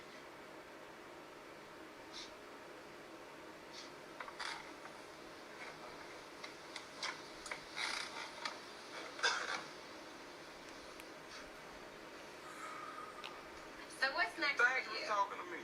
What you mean what's next? I'm gonna walk out the door when we finish. Thank you for the talk. It was definitely different. I can tell you different. I That can work tell for I me, love dog. it. You heard? Thank you for your time. Hey, You ain't giving me out. I'll be Don't let me honest. hang like that, man. Look, Now, I know, man, you've heard it 1,000 times. You can be tested at all times, man. Bad just or it how- out. in different ways, man. Like, people messing with you. Give me an example. I'll give you an example of the one where the girl reached out at you. You know? That's what you been wanting to ask. No, that's not what I've been wanting to ask you. That's not what I've been wanting to ask you. Just ask the question that you asked. You know, it was no disrespect to the interviewer that I couldn't key and laugh, but my life been too real for to be playing. You know, I ain't got time to be playing. What happened for you in your career? I really, no disrespect, but I really don't feel comfortable sharing my hopes and dreams with you after you just asking me that other question. ATL, and I got the homie Kevin Gates. ATL.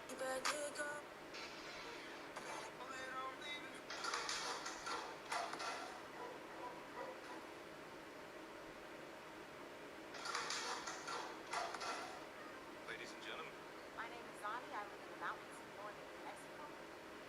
hold on. Does this AI have more game than me? I just paid $14,50,000. How do I turn this thing off? I think I can turn my mic down. Mic check, mic check.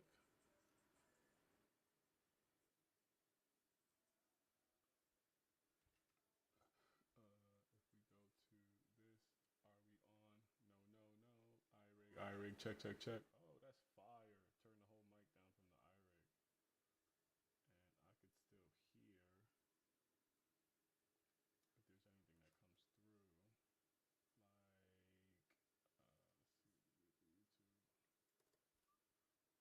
that comes through.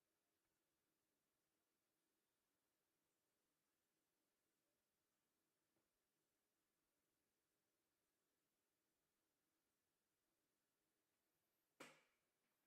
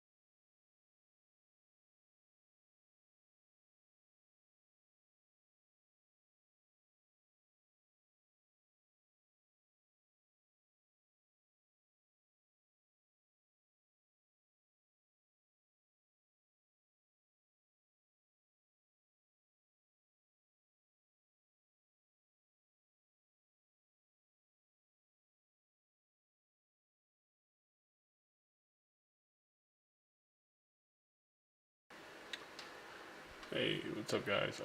I'm just here watching the AMD kind of earnings to see what ends up happening. I'm just waiting for the number or the spike to kind of come in. Looks like some volume is kicking in, a lot of uncertainty, probably just speculation, and then you're just gonna see a bing bong.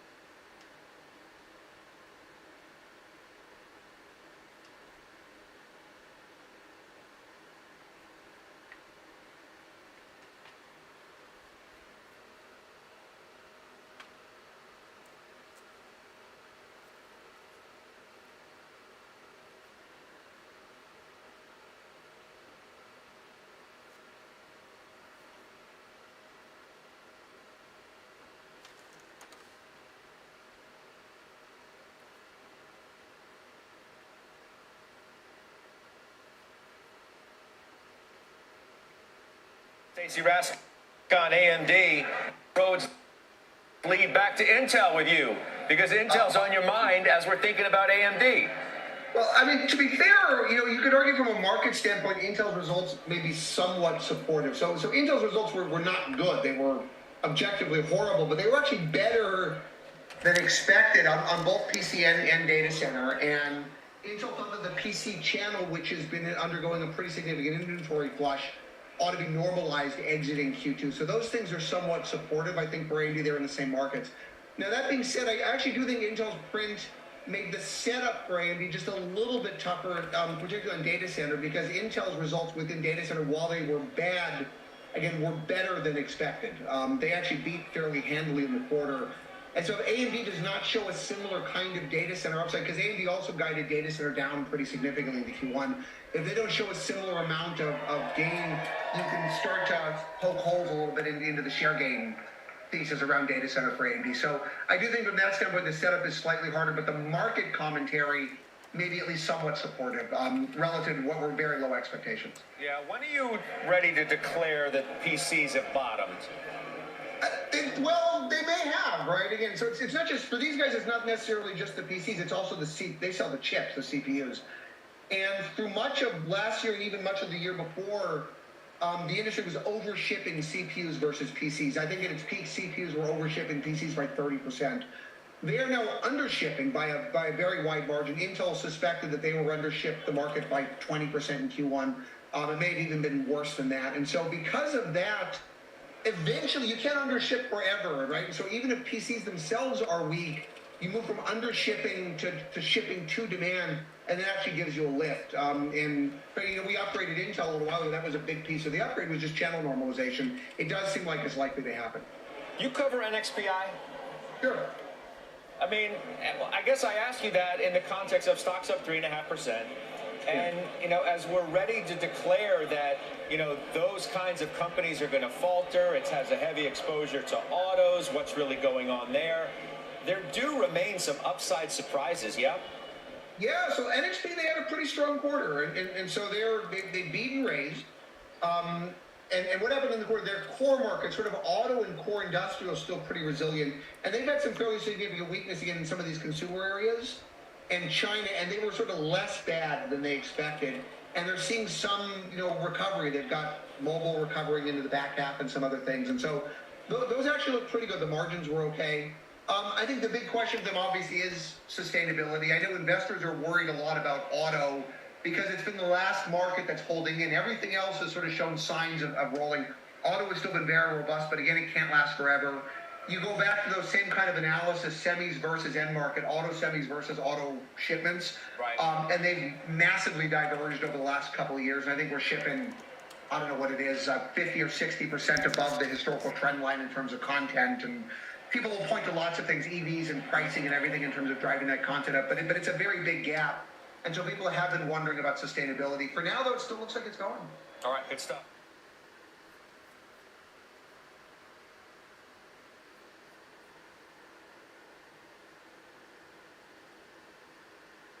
Companies upbeat on the outlook, and I think the current narrative around just the general state of the economy, you continue to have some of these issues whereby companies are beating and they're not hiking guidance by as much as beat. That's maybe an issue with Ford.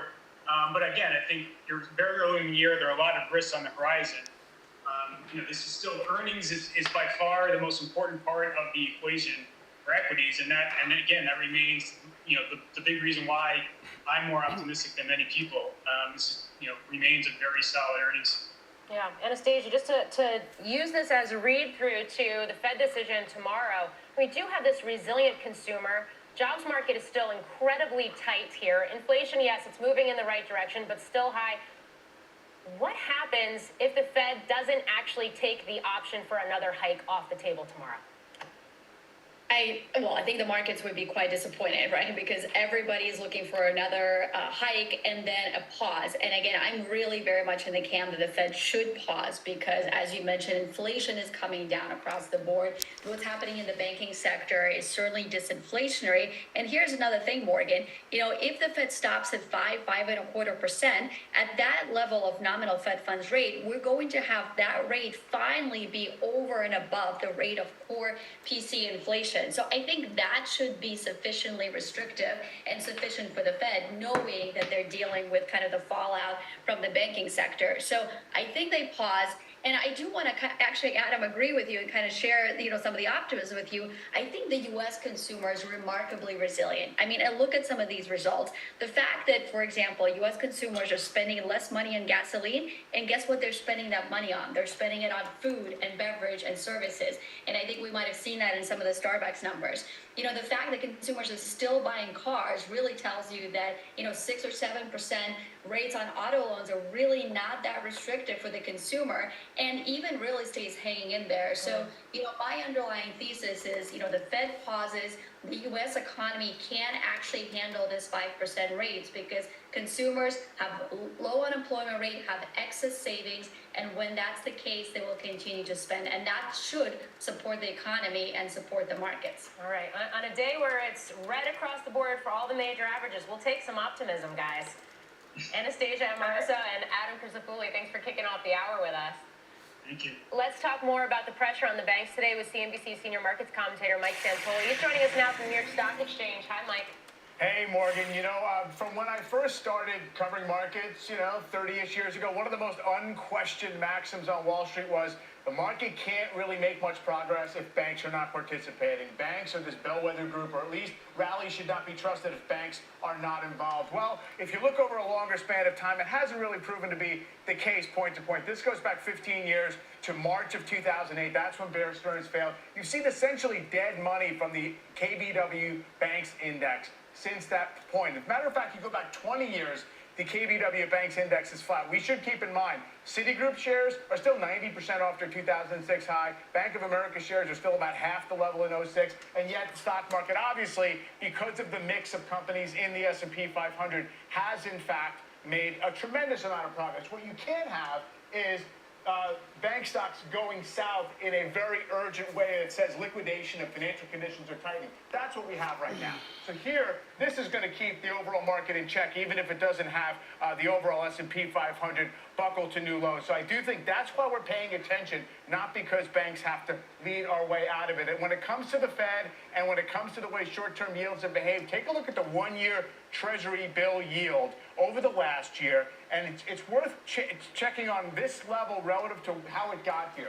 This is basically when the overall market said, we know where the Fed's destination is likely to be. This was October. That's when the stock market bottomed. When we got a fix on, we think where the Fed's going to settle out with short-term rates in the zone of 4.5 to 5 plus or minus %. That's what we got. And then you got some hot January jobs numbers. People thought that the economy was reaccelerating. You had some hawkish Fed speak. And then it was going to be 6% is going to be the destination rate on the Fed funds rate. And then you got SVB, and it all turned about. Well, we're right back to where we were in this steady state spot right here. What it implies is probably another quarter point tomorrow. That gets you to 5 to 5.25. This yield will converge with the Fed funds rate in 1 year's time. And so it kind of builds in maybe one cut in there between now and then. I like to use this as opposed to the Fed funds future just because this is a yield you could actually capture if you wanted to and something you can track. So I think it's worth keeping in mind. We're back to that sort of equilibrium moment we got to in the fall, John. Mike, love to get your take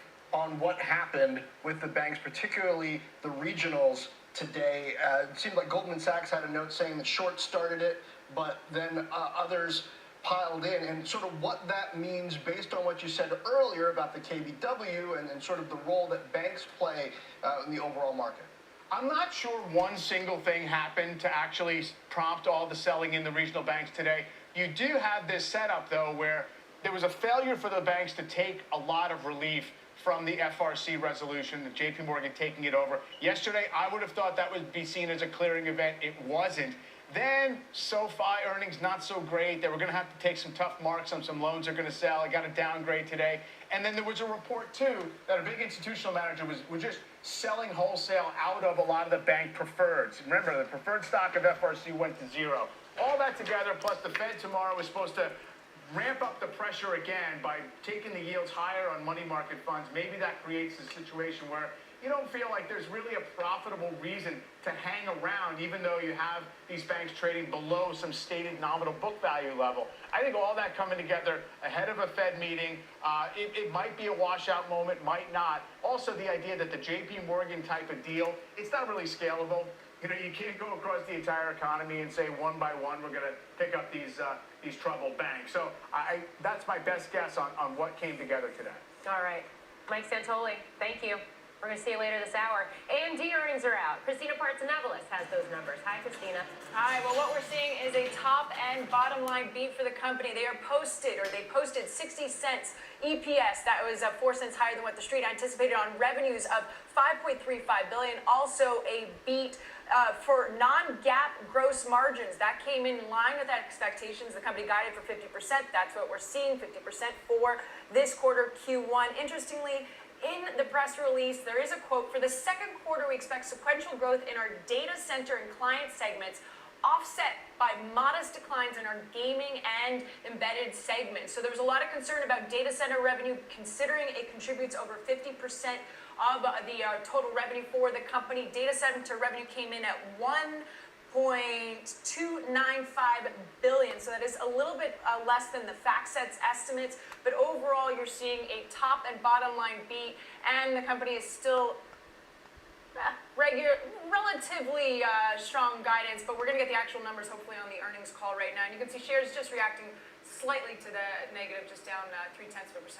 Okay, Christina Partzenopoulos, thank you. Don't miss an exclusive interview with AMD CEO Lisa Su. That's tomorrow on Squawk on the Street. Yeah, and with data center and embedded together more than 50% of revenue, that is an important thing to continue to track. Now, let's turn to Chegg.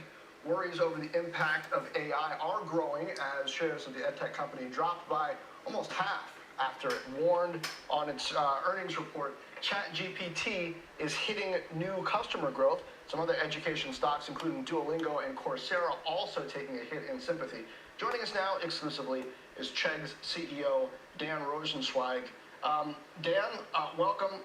Thanks for coming on. So you explained on the call that this was because in March, this weaker guide than expected. In March around midterms, you didn't get the signups that you expected from new subscribers. You said that coincided with the launch of GPT-4. What doesn't make sense to me here is people have to pay $20 a month to use GPT-4. So are you saying the students that would have signed up for Chegg were actually paying for ChatGPT Plus, or do you think just the buzz around GPT-4 drove them to use GPT-3?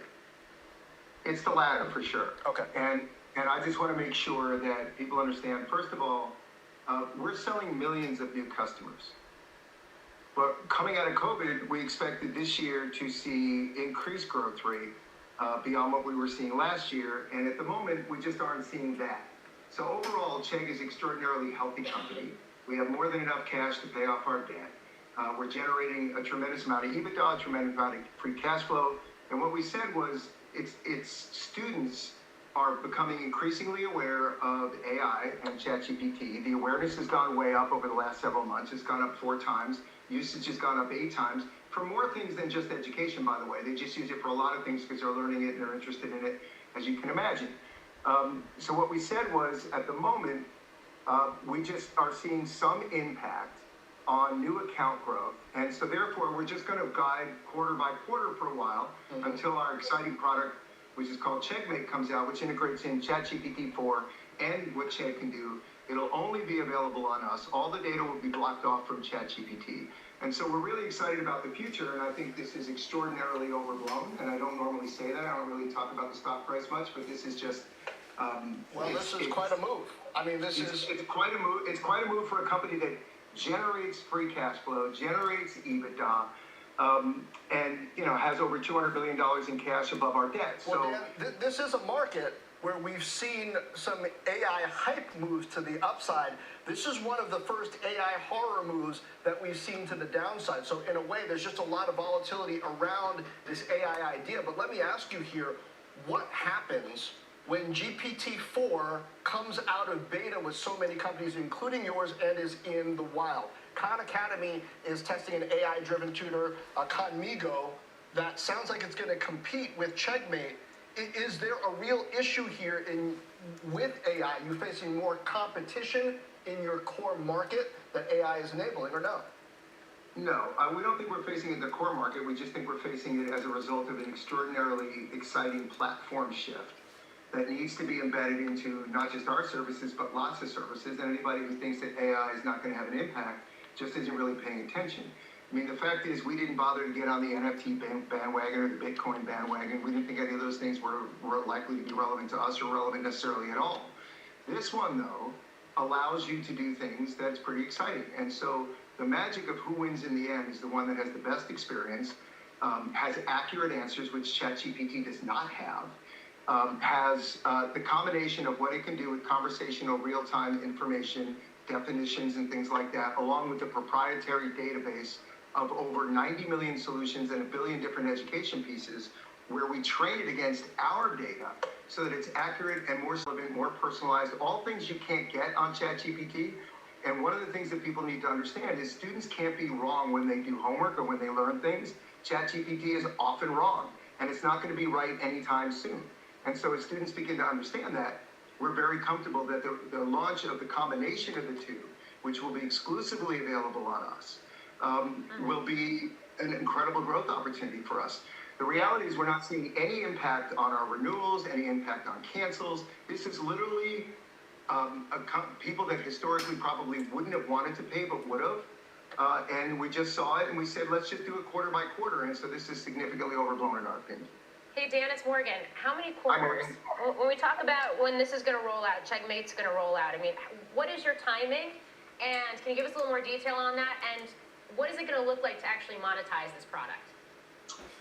So remember, we're a paywall right from the beginning. So we have a subscription service. So this is about us regaining the customers, the subset of customers that chose to try ChatGPT for around midterm time. And we believe and hopefully will come back to us because they'll realize that ChatGPT 4 can't do what Chegg does. And they just aren't familiar with the Chegg experience.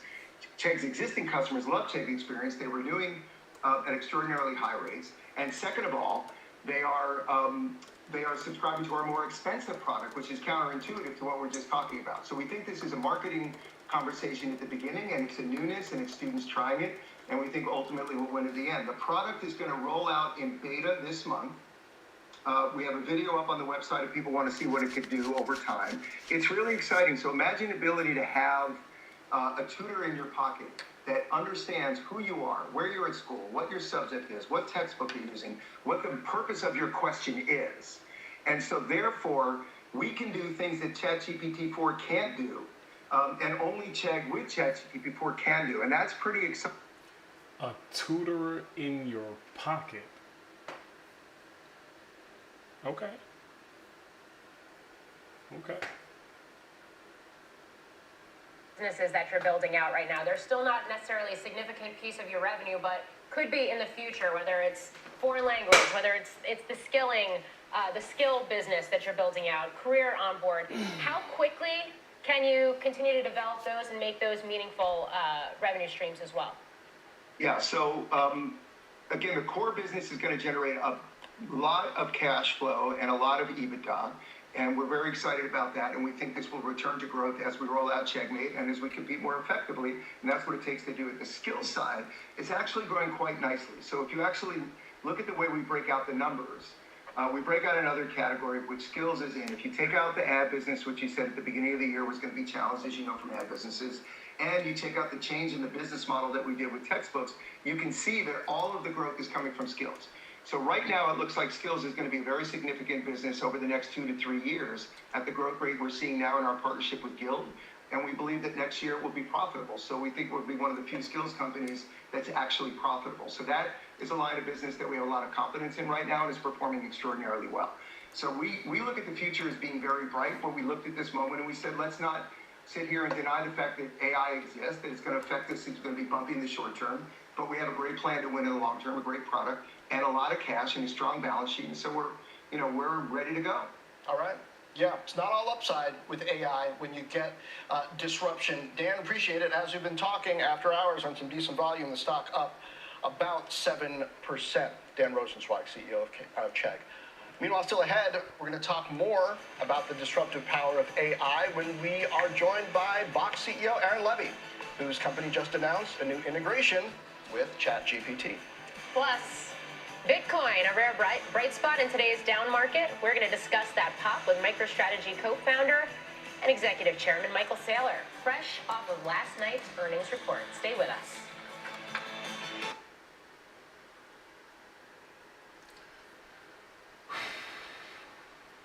out.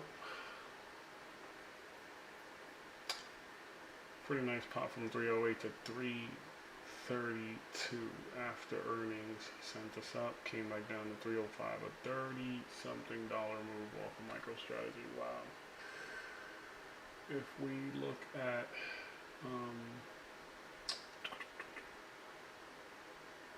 some kind of red to green move this thing spit out.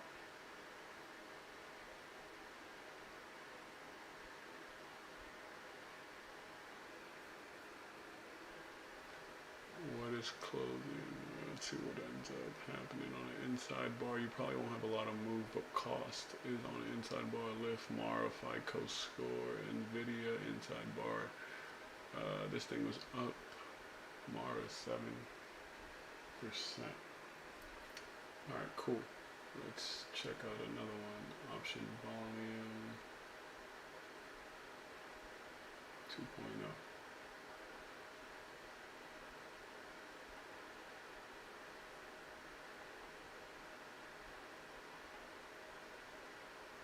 Yeah.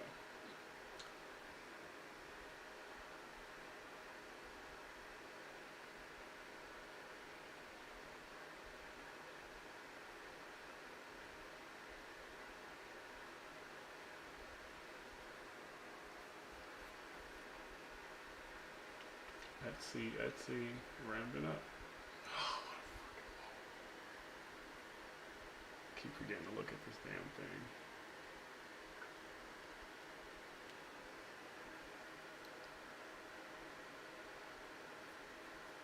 Alright, well, AI seems to be quite the buzz around Wall Street. A lot of people, I think, it's funny when Wall Street gets a hold of technology to me, but you can't say they don't know what they're doing. I think they have some of the brightest minds analyzing or providing research on the matter, so they end up getting way more data than you can probably imagine off the terminal alone, the Bloomberg terminal. So they do their research, they get their information, and they end up making some big money because they're swinging it, as opposed to most people kind of dealing with the intraday kind of price action. So I mean, that's where the big money seems to be, right? Whenever you can catch a trend. Melly came down pretty aggressively. The whole market came down pretty aggressively. You just either had a midday bounce or you didn't. What else could we see? Div line rejection, QCOM. Nothing too insane. And there goes MSTR on a dividend breakdown. Joe's div break out. So that broke out of a 15-minute zone. Breakout probably was this trigger.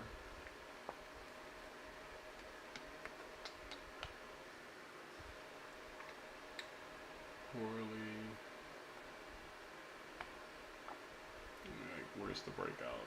Gotta be something in here that caused or triggered that, right?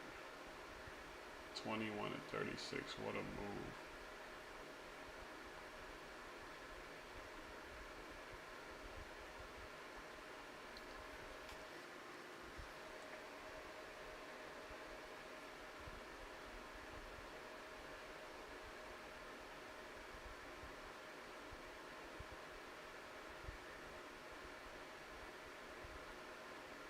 Big Larry Holdings.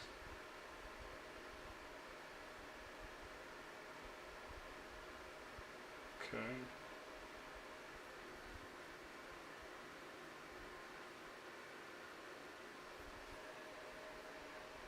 HSBC took a whack like most banks today. After a nice pop, 35, 37. Alright, cool. Here's what it is, guys. I guess we can end up closing this out. Pretty nice trading day. Definitely had to be patient. SPY with a nice bounce. We have some Fed talking tomorrow. just give you some perspective on what ended up happening. Who the hell knows, but the market came tumbling down. I don't really trade news, don't really care about news. If I see a triple threat, I'm taking the market down. That's kind of like the bottom line for me there. You know, we use the ad or something like some breath indicator to let us know that the market should come down, just based off of the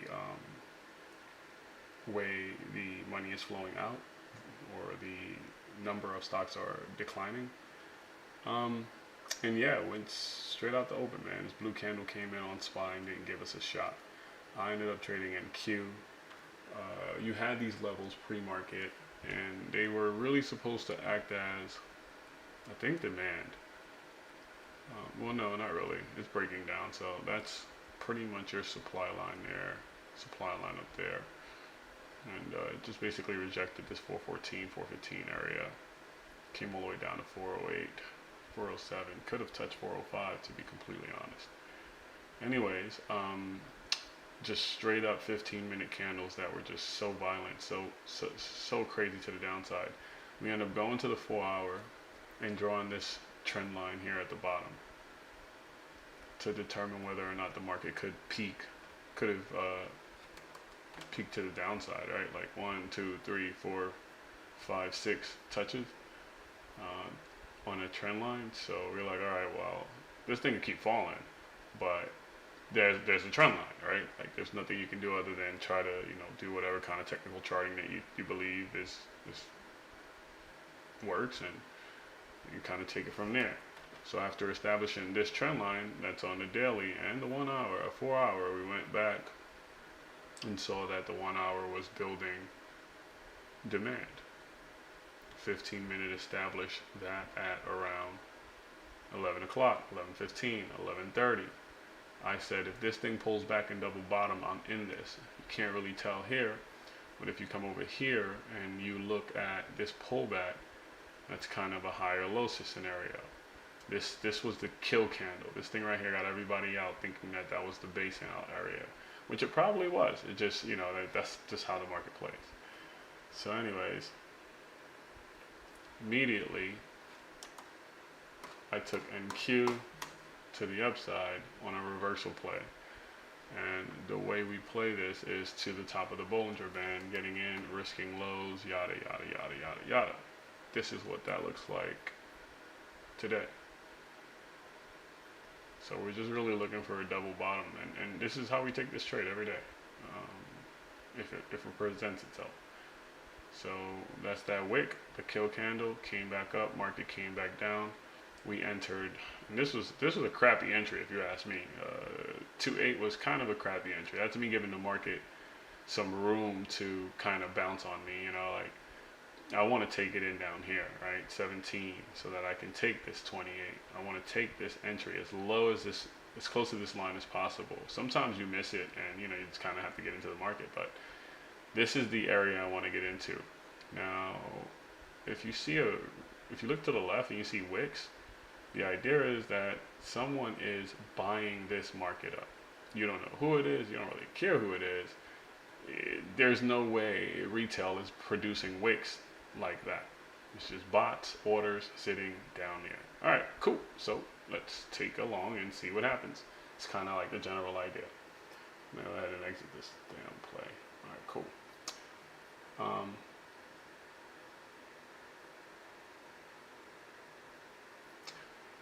After taking the wicks down there with the rest of the so-called buyers, like why didn't this wick get you in? Well, because we didn't have the rules set, right? There's no 15-minute straight line there. That's where the rules come in. It gave you the push-up. That's your buying evidence, and then this is your double bottom kind of like, if they break this line, you're pretty much good to go. But if they keep going down here, right, and this is where the buyers should trigger again, whether it's the bot, whether it's institutions, whether it's the banks, I don't really care who it is. But that's usually how that play pays out. And then we get the wick. So ideally, I'm getting in as that wick is forming, saying to myself, man, look, I'm in this because I want to limit the loss. Okay, and after that, the plays pretty much in God's hands. So we end up trending very nicely to the upside, giving us the 3x that we wanted, and somehow, continuing to push beyond that to a nice, probably 4R trade.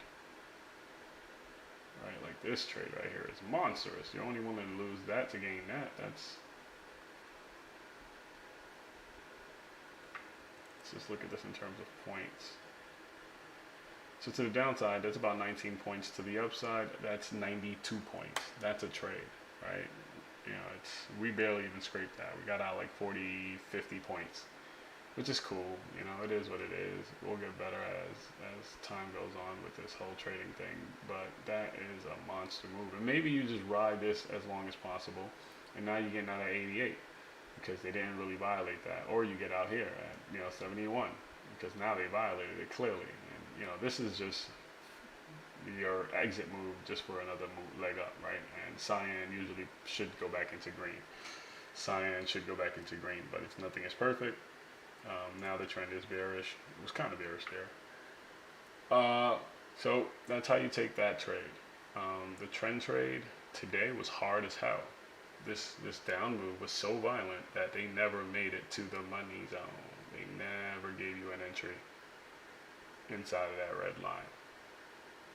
So the way you take that is a flush play, right? Anytime price kind of comes back and it is above this green line, you can pretty much know that you're in a flush. That's definitive. It's just not easy to catch this trade because you don't know how high they're going to go. But you have to have an order here in anticipation that the price action is just going to continue to fall and close lower than the previous candle. In scenarios where that might fail would be something like this, where price,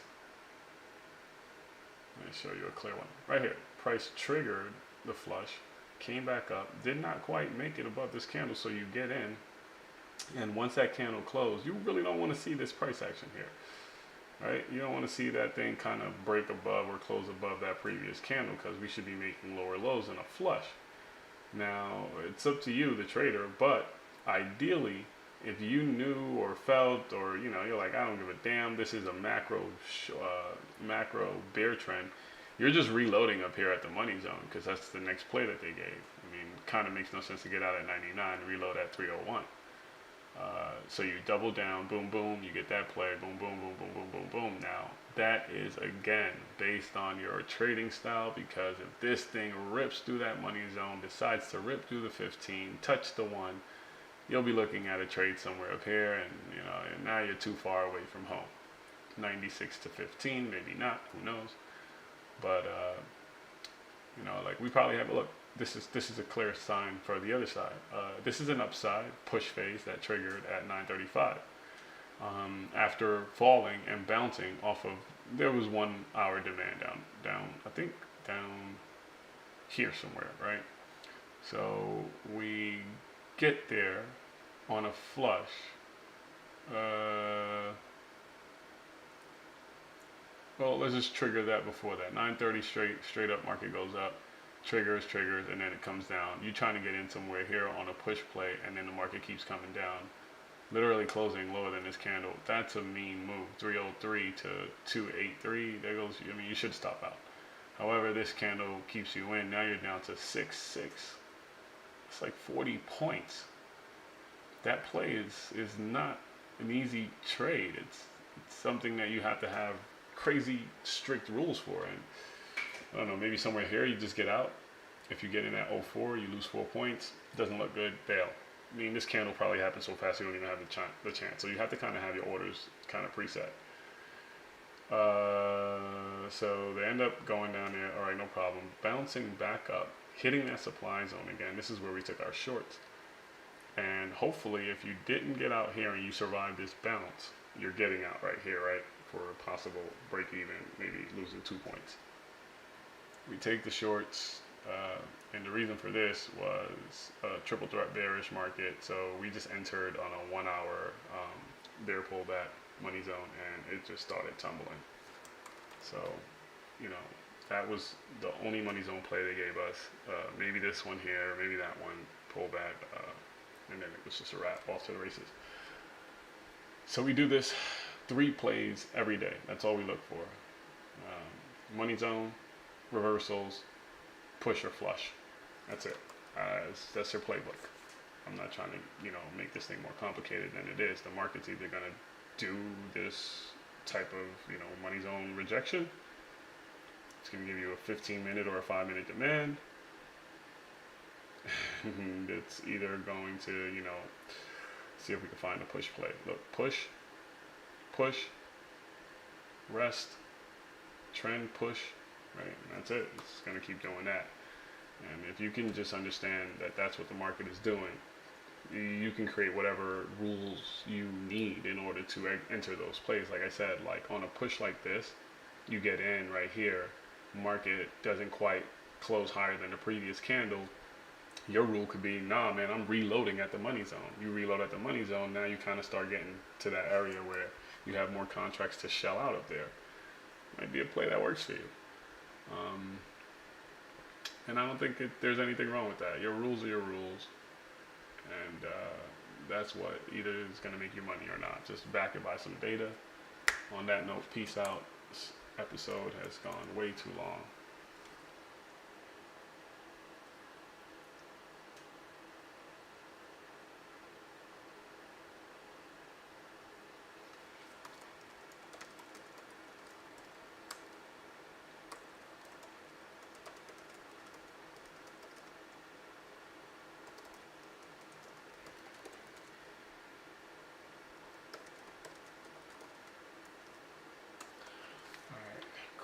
Cool beans, guys.